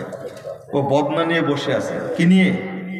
অথবা অজু করে বসে আছে, মানে আজানের জবাবটা সে দিবে কি? অজু অবস্থায়। কি অবস্থায় দিবে? অজু অবস্থায় দিবে, তাই বসে আছে, অপেক্ষায় আছে। অজু করে ফেলেছে অথবা আজানের জন্য অপেক্ষা করছে যে আমি অজু আজান হলেই অজু করব, অথবা অজুর জন্য মানে আজান দিবে মসজিদে গিয়ে, এই জন্য সে অজু করেছে, করার পরে এখন এক পা দু পা করে মসজিদের দিকে যাচ্ছে, আজান হয়ে গেল, কি সময় হয়ে গেল, এখন আজান দিবে। এইটা হলো প্রস্তুতি। আজান হয়ে গেছে, ইকামত হয়ে গেছে, এরপরে পাটাপাট অজু করে মসজিদে যাওয়ার নাম কি? ইতিমধ্যে কয় রাকাত শেষ। এই অভ্যাস কার কার আছে? হাত তুলতে বললে সমস্যা, হাত তুলতে বলবো না। তার হাদিসটা শোনেন তাহলে। সহিহ মুসলিমের হাদিস, আবু দাউদের হাদিস, খুব বিপজ্জনক হাদিস। যারা নামাজ পড়ে না, বেনামাজি নিয়ে চিন্তা করছেন। আমি তো নামাজিদেরকে নিয়ে চিন্তা করি, যারা নামাজ পড়ে তাদেরকে নিয়ে চিন্তা করি। বেনামাজির ফায়সালা হলো যে মাত্র জুমার সালাতটা পড়ে, বাকিটা পড়ে না, তো কাফের। এটা কি? কি কাফের। যারা রমজান মাসে শুধু পড়ে, বাকি 11 মাস পড়ে না, এটা কি? কাফের। টাটকা কাঁচা কাফের, কি তাজা তাজা কাফের, এতে কোনো সন্দেহ নাই। এক ওয়াক্ত সালাত যদি কেউ ছেড়ে দেয়, তাই শেখ বিন বাজ, শেখ উসাইমিন বলছে ও কাফের। ওকে আবার গোসল করে একজন ভালো আলেমের কাছে গিয়ে কালেমা শাহাদাত পড়তে হবে। অত সহজ? বেনামাজিদের কথা বলছেন কেন? শেখ উসাইমিন রাহিমাহুল্লাহ বলছেন, বেনামাজি মারা গেলে তোমরা তোমাদের কবরস্থানে দাফন করবে না, ওকে জঙ্গলে নিয়ে ফেলে দিয়ে আসবে। কিসের কবর কাটা, আর কিসের বাঁশ কাটা, আর কিসের কাফন পরানো, কিসের সুগন্ধি, আর কিসের গোসল করানো, কিছুই দরকার নাই। ও দূরে জঙ্গলে ফেলে দিয়ে আসতে হবে। আর যদি পুঁততেই হয়, পুঁতা বোঝেন? পুঁতা, গরু পুঁতেন না, মরা গরুর মতো পুঁতে রেখে দিতে হবে। ওর জন্য কবর কাটার দরকার নাই। ফায়সালা হলো এটা। ওদের জন্য ওয়াজ করার দরকার আছে? ও ওয়াজ বক্তব্য খুতবা শুনছে 60 বছর যাবত, 70 বছর যাবত, বেড়িখোর, হারামখোর, মদখোর। এই বদমাশটা এতদিন বক্তব্য শোনার পরেও বুড়া হয়ে গেছে, বয়স 85 বছর হয়েছে, বিড়ি খেতে খেতে এমন কাশি দেয়, কাশতে কাশতে কাশতে জান শুধু বের হয় না, নাড়ি ভুড়ি বের হয়ে যায়, তাও আবার বিড়ি ধরে। এই বেনামাজি খাটাস, মানুষ না, এটা কি কুকুর, শুকুর, বানর, শুয়োরের চেয়েও খারাপ। এটা আল্লাহ বলেছেন, আমার কথা না। অনেক দূরে চলে গেছে, আর অপমান করা যাবে না ওদেরকে। আল্লাহ ওদেরকে হেদায়েত দান করে। আল্লাহ রাসূল বলেছেন, লা ইয়াযালু কওমুন ইয়াতাআখারুনা আন সাফিল আউয়াল। 1010 নম্বর হাদিস, সহিহ মুসলিম এসেছে। আল্লাহ রাসূল সাল্লাল্লাহু আলাইহি ওয়াসাল্লাম বলছেন, এক শ্রেণীর মানুষ সব সময় পিছনের কাতারে সালাত আদায় করে। কোন কাতারে? ইয়াতাআখারুনা আনিস সাফিল আউয়াল, প্রথম কাতার থেকে দূরে থাকে। প্রথম কাতার থেকে কি দূরে থাকে। আল্লাহ বলছেন, তুই দূরে থাক, হাত্তা ইউআখিরাহুমুল্লাহু ফিন্নার। অবশ্যই আল্লাহ বলে, তোকে আমি শেষে জাহান্নামেই দিব। কে বলছেন এটা? আল্লাহ বলছেন, হাত্তা ইউআখিরাহুমুল্লাহু ফিন্নার। ও মুসল্লি, ও কি মুসল্লি, মসজিদেও পড়ে, জামাতেও পড়ে, ওর বদ অভ্যাস হলে কি প্রথম কাতারে শামিল হয় না। এরকম লোক আছেন আপনারা? এর পরিণাম কি বললেন আল্লাহ রাসূল? জাহান্নাম। বেনামাজির হিসাব করা দরকার আছে এখানে? আল্লাহ বলে, ফাওয়াইলুল লিল মুসাল্লিন। বলেন না আল্লাহ? কোন সূরায় আছে এটা? কোন সূরায়? বড় সূরা কি ছোট্ট?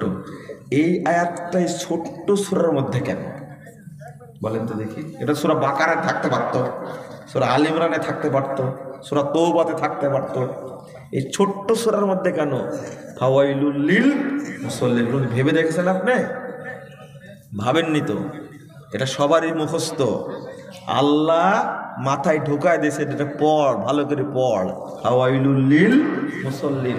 বেনামাজিকে হিসাব করার আমার দরকার নাই। আমার নামাজি ভাইয়েরা, মুসল্লি ভাইয়েরা যারা সালাত আদায় করছে, আল্লাহ যেন তাদের সালাতটাই কবুল হয়, এটাই তো আমাদের প্রচেষ্টা হওয়া উচিত। কিন্তু যত মুরব্বী মুসল্লি তত গোঁড়া, খুব গোঁড়া। ওর একটাই বক্তব্য, 60 বছর যাবত কি ঘোড়ার ঘাস কাটলাম? তুমি কয় ক্লাস পড়াশোনা করেছো? উল্টা পাল্টা কথা বলো, আমার সমাজটা ভালো আছে, ফেতনা হয়ে গেল না। মুরব্বী কিচ্ছু জানে না, কিন্তু রাগ আছে বেটার, খুব ঘোড়ামি খুব আছে, খালি মরে দেখে নাই। তাহলে দেখেন অবস্থাটা কি হবে। এত গোলামি কেন? নরম হন, ভুল হতে পারে না। আমরা বলিনি যে বড় বড় আলেমের ভুল হয় না, বেশি জানতো তা বলি না। আমাদের ভাষা হলো আগের আলেম অনেক জানতেন, তাদের জুতা বহন করার যোগ্যতা আমাদের নাই, কিন্তু সব জানতেন। তাহলে আমরা বলি তারা অনেক জানতেন, এতে কোনো সন্দেহ নাই, তবে সব জানতেন এটা ঠিক না। এটা বুঝেন অন্তত। আর ভুল হয়ে গেলে, আপনার ত্রুটি হয়ে গেছে, সংশোধন করে নেন। আপত্তি আছে আপনার? কেন কট্টর কেন এত আপনি? হ্যাঁ, আপনি ইসবাকুল ওযু পূর্ণরূপে ওযু করলেন। রাসূলুল্লাহ সাল্লাল্লাহু আলাইহি ওয়াসাল্লাম বলছেন, ওই ব্যক্তির জন্য কি সুসংবাদ। রাসূল সাল্লাল্লাহু আলাইহি ওয়াসাল্লাম বলছেন, 660 নম্বর হাদিস সহিহ বুখারীর মধ্যে এসে, ও রাজুলুন কলবুহু মুআল্লাকুন ফিল মাসাজিদ। 7 শ্রেণীর মানুষ, মানুষকে আল্লাহ আরশের নিচে ছায়া দিবেন, আরশের নিচে থাকার সুযোগ করে দেবেন কিয়ামতের মাঠে। তার মধ্যে 1 শ্রেণীর মানুষ, যার অন্তরটা কোথায় থাকে? মসজিদের সাথে কি লটকানো থাকে। আল্লাহ কি ফজিল! যদি আমি ওয়াক্তের কথা বলি, ওয়াক্তের কথা যদি বলি, আমরা তো ওয়াক্তকে মেরে ফেলে দিয়েছি, কেউ ওয়াক্ত অনুযায়ী সালাত আদায় করি না। আগে চিন্তা করবেন প্রথমত যে আমার ওয়াক্তটা ঠিক আছে কিনা। আমি আউয়াল ওয়াক্তেই সালাত আদায় করব, প্রতিজ্ঞা করবেন। কেন বললাম? রাসূল সাল্লাল্লাহু আলাইহি ওয়াসাল্লাম বলেছেন, হাদিসে কুদসি আল্লাহ তাআলা বলেছেন, 430 নম্বর হাদিস আবু দাউদের মধ্যে এসেছে, قال الله تعالى, আল্লাহ তাআলা বলেছেন, ফারাস্তু আলা উম্মতি খামসা সালাওয়াত। হে মুহাম্মদ শোনো, আমি তোমার উম্মতের উপরে 5 ওয়াক্ত সালাতকে ফরজ করেছি। কয় ওয়াক্ত? 5 ওয়াক্ত। ফারাস্তু আলা উম্মতি খামসা সালাওয়াত, 5 ওয়াক্ত সালাত আমি আল্লাহ তোমার উম্মতের উপরে ফরজ করেছি। ওয়াহিদতু ইনদিয়া হাদা, আর আমি একটা অঙ্গীকার করেছি, প্রতিজ্ঞা করেছি, ওয়াদা করেছি, আন্নাহু মান জাগা ইউহাফিজ আলাইহিন্না লিওয়াক্তিহিন্না আদখালতুহুল জান্নাহ। যে ব্যক্তি আউয়াল ওয়াক্তে ওয়াক্ত মোতাবেক সালাতকে হেফাজত করে আমার কাছে আসবে, আমি ওয়াদা করেছি তাকে আমি জান্নাত দান করব। তাহলে প্রথম হলো কি? আউয়াল ওয়াক্ত। কত ফজিলত নেবেন, কিন্তু আমরা সালাতটাকে মেরে ফেলে দেই।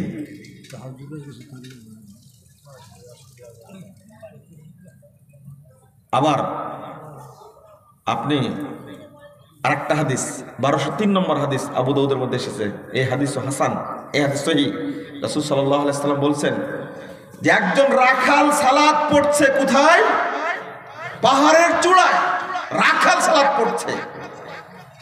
আল্লাহ তখন বলছেন, উনদুরু ইলা আবদি হাদা, দেখো পাহাড়ের চূড়ায় কেউ নাই, একটা রাখাল সালাত আদায় করছে। ইউআদ্দিনু ওয়া ইউকিমুস সালাহ ওয়া ইয়াখাফু মিন্নি, আযান দিয়ে ইকামত দিয়ে সালাত আদায় করছে, আমাকে ছাড়া কাউকে ভয় করে না। আসমান জমিনের ফেরেশতারা তোমরা সাক্ষী থাকো, গফারতু লিআবদি, আমি আমার বান্দার পাপ ক্ষমা করে দিলাম। ওয়া আদখালতুহুল জান্নাহ, আমি তাকে জান্নাতে প্রবেশ করা দিলাম। তাহলে ও মাস্টার্স পাস না, ও ডিগ্রি পাস না, ও ডক্টর না, প্রফেসর না, এমপি না, মন্ত্রী না, সচিব না, ডিসিএসপি কিছু না, কি ও রাখাল। রাখালের প্রতি আল্লাহ সন্তুষ্ট হয়ে গেছেন, খুশি হয়েছেন। ইয়াজিবু রাব্বুকুম বিরাই গনামিন বিশাতিয়াতিন বিজাবাল, আল্লাহ সন্তুষ্ট হয়ে গেছেন, আনন্দিত হয়েছেন। তাই ঘোষণা করছেন, আমি আমার বান্দাকে ক্ষমা করে দিলাম, তাকে জান্নাতের জন্য আমি নির্ধারণ করে ফেললাম। আবু দাউদের 560 নম্বর হাদিসে এসেছে, মুহাম্মদ রাসূলুল্লাহ সাল্লাল্লাহু আলাইহি ওয়াসাল্লাম বলছেন, মসজিদে আসতে পারছে না, মরুভূমিতে আছে, মাঠের মধ্যে আছে, ওখানে যদি কেউ সালাত আদায় করে তাহলে 50 ওয়াক্ত সালাত আদায় করে জেনে কি হবে, মাঠের মধ্যে একাকী সালাত আদায় করলে 50 ওয়াক্ত সমান সালাত নাকি পেয়ে যাবে। এই হাদিসগুলো থাকতে আমরা আজে বাজে ফজিলত নিয়ে ব্যস্ত থাকি।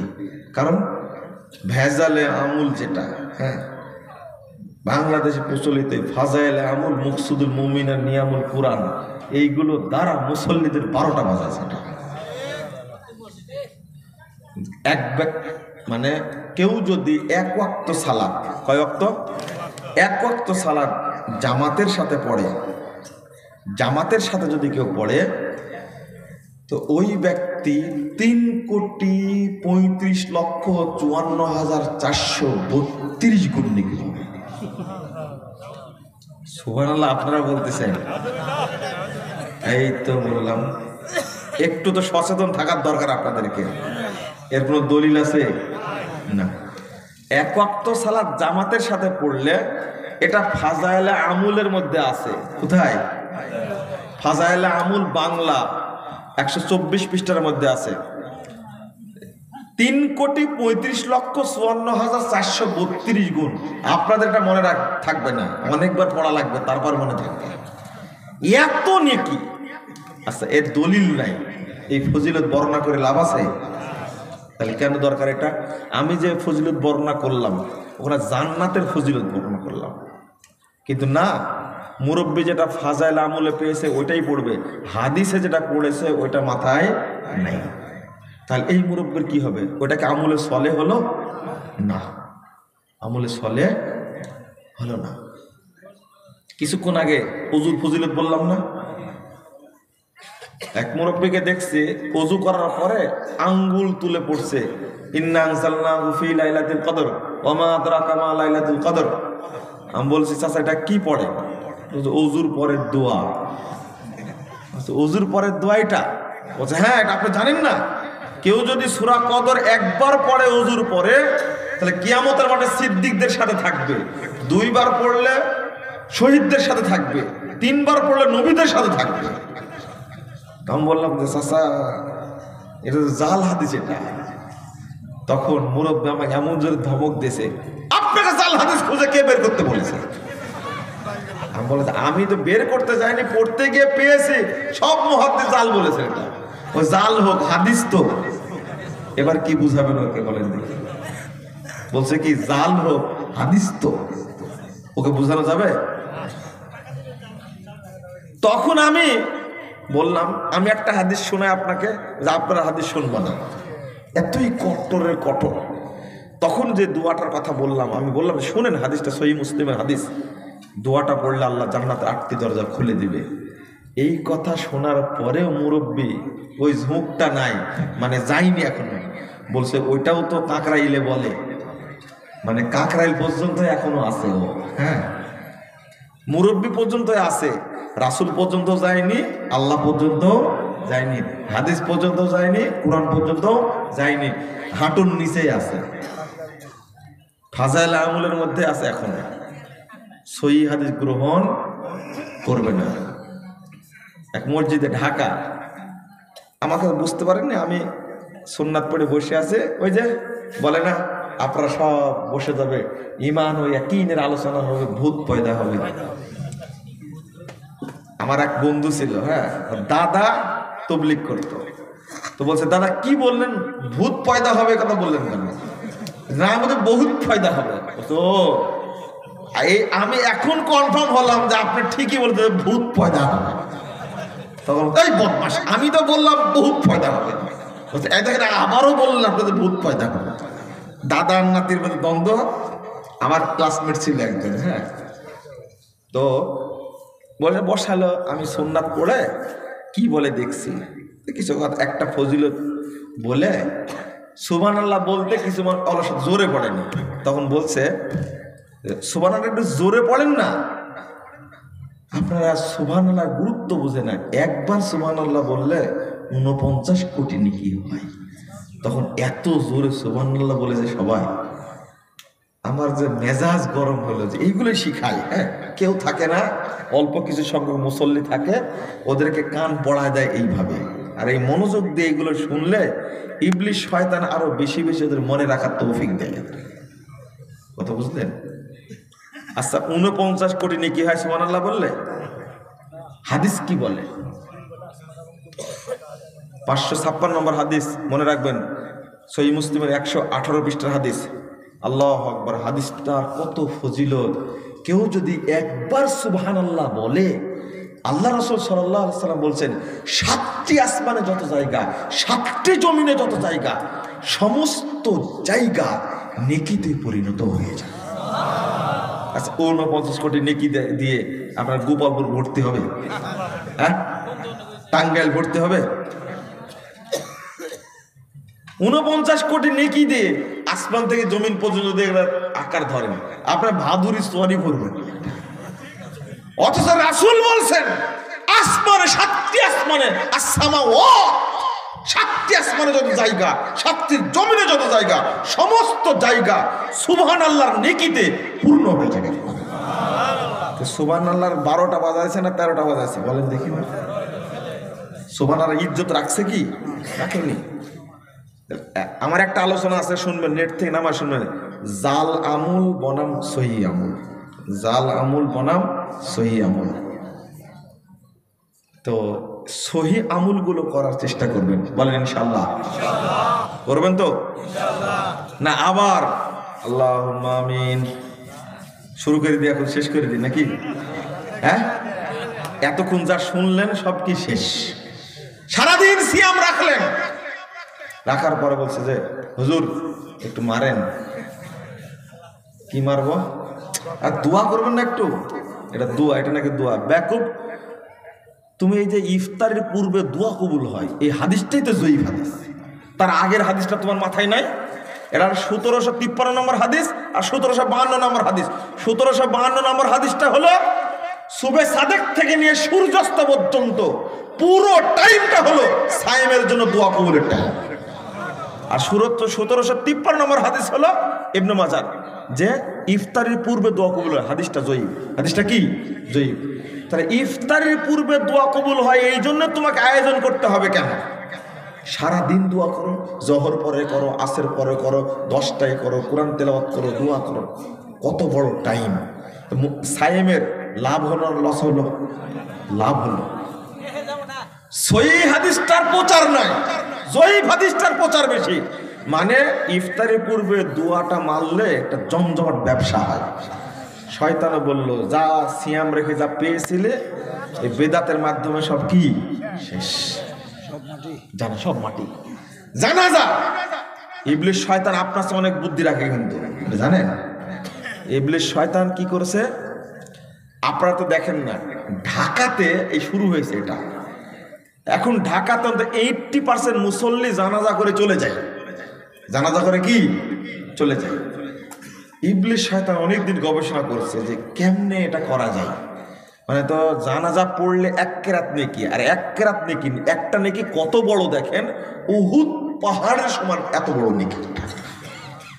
উহুদ পাহাড়ের সমান একটা নেকি বড় হয়।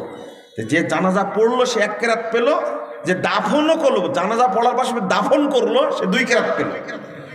তো 1 কেরাত মানে জানাজা পড়ে মানুষ যেহেতু চলে যায়, তো ইবলিশ শয়তান আবিষ্কার করলো যে 1 কেরাত নেকি তো নিয়ে চলেই গেল। আহা, ও বলল যে তুই মানে আসসালামু আলাইকুম, আসসালামু আলাইকুম, একটা মায়েরই দে, এই জায়গায় একটা তাহলে ওই কেরাত নিয়ে যেতে পারবে না। দেখছেন কি সচেতন। আর দাফনের পরে করলে তো দুইটাই শেষ। কথা বুঝেছেন কি? বুঝেননি আমার কথা? আবার টাঙ্গাইলের আলেম যেখানে আলোচনা করছি, এই পচা মুনাজাত নিয়ে নতুন করে বই লেখে। কি বলবেন? এই যুগে এসে কাজ কাম কিছুই নাই, হ্যাঁ, নতুন করে বই লেখে প্রচার করছে। কি শাদি যে পাচ্ছে আল্লাহ পাকেই ভালো জানে, আল্লাহই ভালো জানে। এক মাদানিকে ধমক দিয়েছিলাম, এটা আবার টাঙ্গাইলেরই মাদানি। আপনি মদিনায় পড়ে এসে বাংলাদেশে যে মুনাজাতের ব্যবসা করছেন, কি চমৎকার কথা। আপনি নাকি মাদানি? একজন বৃদ্ধ মানুষ, পিএইচডি করা মানুষ, তিনি যদি বসে বসে মুনাজাতকে জায়েজ করার জন্য বই লেখেন, তাও তো খেয়ানত। খেয়ানত বলতে কি? এই যে নেকির কথা বললাম, ওয়াক্তের হেফাজত করলেন তো জান্নাত পাওয়া গেল, ওযু করলেন তো জান্নাত পাওয়া গেল, দোয়া পড়লেন তো জান্নাত পাওয়া গেল, মসজিদে গেলেন তো জান্নাত পাওয়া গেল, আজান দিলেন, 12 বছর আজান দিলে তার জন্য জান্নাত ওয়াজিব, আজানের জবাব দিলেন। আল্লাহ রাসূল বললেন 567 নম্বর হাদিস মুসলিমের, দাখালাল জান্নাত, যে ব্যক্তি আজানের জবাব দিবে মুয়াজ্জিনের সাথে সাথে সে জান্নাতে প্রবেশ করবে। এরপরে সুন্নাত পড়লেন, সালাত পড়লেন, এত নেকি করলেন, এত নেকি করলেন, সালাম ফিরায়ে মাইরি দিলেন একটা মুনাজাত। এবার বলেন এত ফজিলত যে অর্জন করলেন, একটাও থাকবে? ওইটাকে জায়েজ করার জন্য বই লিখতে হবে? আপনার লেখার দরকার ছিল সালাতের প্রস্তুতি, এর উপরে একটা বই লেখার দরকার ছিল শিরকের পরিণাম, তাওহীদের গুরুত্ব। আপনি পিএইচডি করা মানুষ, কোন খামাখা কাজ পেলেন না, লিখতে গেলেন কি বেদাতকে কি করে সুন্নাত বানানো যায়, ওই জন্য ব্যস্ত হয়ে পড়লেন। এক শ্রেণীর মানুষ ইসলামের খেদমত বাদ দিয়া মাযহাবের খেদমত নিয়ে ব্যস্ত, আর আরেক শ্রেণীর মানুষ সুন্নাতের খেদমত না করে বেদাতের খেদমত নিয়ে ব্যস্ত। তাদেরকে আমরা আহলে হাদিস বলি। কি চমৎকার একটা ব্যাপার। সবচেয়ে ভালো দলিল নাকি উপস্থাপন করেছে কোনটা? ওই আলাউল হাজরামি রাদিয়াল্লাহু আনহু, তিনি বাহরাইনের সফরে গিয়ে যাওয়ার পথে বিরতি দিলেন। উটের উপরে সামান খাবার ছিল, সবাই ঘুমিয়ে গেছে। উটগুলো, ঘোড়াগুলো তাদের নিজের বোঝাগুলো নিয়ে সব চলে গেছে। ফজর সালাতে উঠে দেখে যে আমাদের বাহনও নাই, খাদ্যও নেই। কেন নাই? এতটুকু লিখলেন আলাউল হাজরামি রাদিয়াল্লাহু আনহু, তিনি ফজর সালাতের পরে, কিসের পরে? ফজর সালাতের পরে হাত তুলে সব সাহাবীকে নিয়ে কি করলেন? দোয়া করলেন। দোয়াটা এইভাবে করেছিলেন না এইভাবে করেছিলেন? এভাবে করলেন না এইভাবে করলেন? ও, এটার বলবেন না, তাই না? কি জন্য দোয়া করলেন সেটা বলবেন না। উটগুলো কেন চলে গেছিল? আপনার চোখে তো আপনার বেদায় নেহা দেখেননি কোনোদিন। এটা হলো আল বেদায় ওয়ান নেহার তথ্য। আমি শারিমানদুন মুনাজাত বইটার মধ্যে এই তথ্যটা আরবি ইবারত সহ দিয়েছি, উনি কোনোদিন দেখেননি।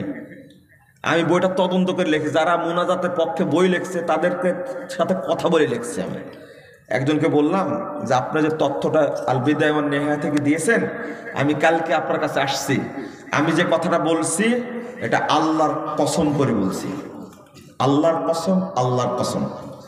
বই লিখেছে মুনাজাতের উপরে। ফোন দিলাম, আগামীকালকে আপনার কাছে আসছি, আল বিদায় ওয়ান নেহা থেকে একটা ফটোকপি করে নিব। তখন উনি বলছেন যে আমার কাছে তো মূল কপি নাই। আপনার মূল কপি নাই মানে? রেফারেন্স দিলেন যে?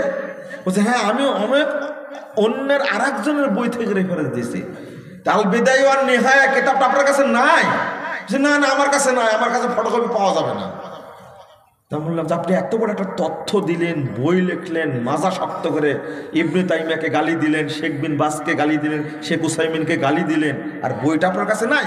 না, নাই। যাক, আর একজনকে ফোন দিলাম, উনি আমার উস্তাদ, মারা গেছেন, আল্লাহ তাকে জান্নাতুল ফেরদাউস দান করুন। ফোন দিয়ে আমি বলছি যে সত্য কথা যেটা, আমি রাজশাহী বিশ্ববিদ্যালয়ের ছাত্র, আমি রাজশাহী বিশ্ববিদ্যালয়ের ছাত্র, এটাও ঠিক ছাত্র, আমার এই তথ্যটা খুব জরুরি দরকার, খুব দরকার আমার। আমি কালকে আসছি আপনার কাছে, দয়া করে আমি ফটোকপি করে দেবো, তথ্যটা আমাকে দিন। তখন বলছে, বাবা তুমি তথ্য নিতে আসবে, এটা তো আমি অন্য আর একটা বই থেকে নিয়ে লিখছি, এই বই তো আমার কাছে নাই। আমি বললাম যে আপনি বইয়ের ভূমিকায় লিখছেন, দেখেন এত এত কড়া কথা লিখছে, এত কড়া কথা লিখছেন।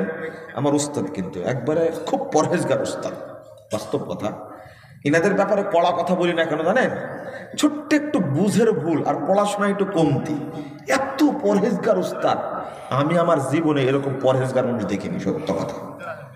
আমি দীর্ঘ 2 বছর শীতের দিনে তাহাজ্জুদের জন্য তিনি উঠতেন, মাদ্রাসায় টিউবওয়েল ছিল না, পার্শ্বের এক ধান সিদ্ধ করে জায়গাটা কি বলেন আপনারা, হ্যাঁ আচ্ছা চাতাল, চাতালে টিউবওয়েল ছিল, সেখান থেকে আমি রাত 3টার দিকে আমাকে ডাকতেন, আমি গরম পানি নিয়ে এসে, এখন তো ওয়াটার হিটার এটা সেটা আছে। আমি এই কথাটা বলছি 96 সালের কথা, কত 96 সালের কথা বলছি। আমি পানি নিয়ে এসে ওস্তাদিকে ওযু করতেন, এত পরহেজগার। জীবনে কোনো নারীর দিকে, কোনো অপর মহিলার দিকে তাকিয়েছেন শীতে গরমে ঠান্ডায় বাতাসে বৃষ্টিতে অবৃষ্টিতে সব সময় 24 ঘন্টায় কোথাও বের হলে ছাতা নিয়ে বের হতেন আজীবন। এত পরহেজগার মানুষ। উস্তাদজিকে বললাম, উস্তাদ আমি ছাত্র পরিচয় দিবে যে একটা তথ্য লাগবে জাস্ট আমার জানার জন্য। তখন আমাকে বলছেন যে বাবা আমার কাছে তো মূল বই নাই। উস্তাদজি বইটার মধ্যে লিখছেন কি জানেন, আমি কিন্তু দোয়া আগেই করেছি, আল্লাহ যেন তাকে জান্নাতুল ফেরদাউস দান করেন, দোয়া করিনি। একটু তথ্যগত একটা দিক, যদি তথ্যটা পড়তেন নিজ চোখে তাহলে ওইভাবে লিখতেন না। এটা হলো আমাদের বক্তব্য। আপনার কাছে নাই, আপনি লিখে দিলেন। আমি যে দ্বন্দ্ব করছি যাদের সাথে, তাদেরকে কি বলবো এখন যে তথ্য না পেলে, বলছে আমার কাছে বই নাই। এটা আগেই কসম করেছি, আল্লাহর কসম, এইভাবেই কথা বলে আমি বইয়ের মধ্যে লিখছি ওই কথাগুলো। যদি তিনি আল বিদায়া ওয়ান নিহায়া দেখতেন, এই ঘটনাটা হলো ওই উট ঘোড়াগুলো পানি পায়নি, আশেপাশে কি পায়নি, পানি পায়নি, চলে গেছেন, এটা লেখাও আছে। এরপরে আল্লাহ রাব্বুল আলামিন এত দয়া করলেন, পানির জন্য সাহাবীরা দোয়া করলেন। কিসের জন্য? পানির জন্য। ফজর সালাতের পরে পানির জন্য দোয়া করলেন। ওই যে বক্তব্যটা এসেছে, যত দোয়া করছেন আস্তে আস্তে ফর্সা হয়ে গেল। ইতিমধ্যে দোয়া শেষ করে দেখেন যে পার্শ্বে একটা বড় দিঘি তৈরি হয়ে গেছে। কি তৈরি হয়ে গেছে? দিঘি তৈরি হয়েছে। এবং ওই উটগুলো ঘোড়াগুলো তাদের উপরে মাল সামান নিয়ে আবার হাজির হয়ে গেছে। তাহলে এইটা কি ফরজ সালাতের পরের মুনাজাত না পানি চাওয়ার দোয়া? পানি চাওয়ার দোয়া হলে তো বুখারীতে হাদিস আছে, রাসূল সাল্লাল্লাহু আলাইহি ওয়াসাল্লাম মেম্বারে উঠে বক্তব্য 110 পৃষ্ঠার হাদিস, সহিহ বুখারীর প্রথম খণ্ডে, না সরি 1010 নম্বর হাদিস।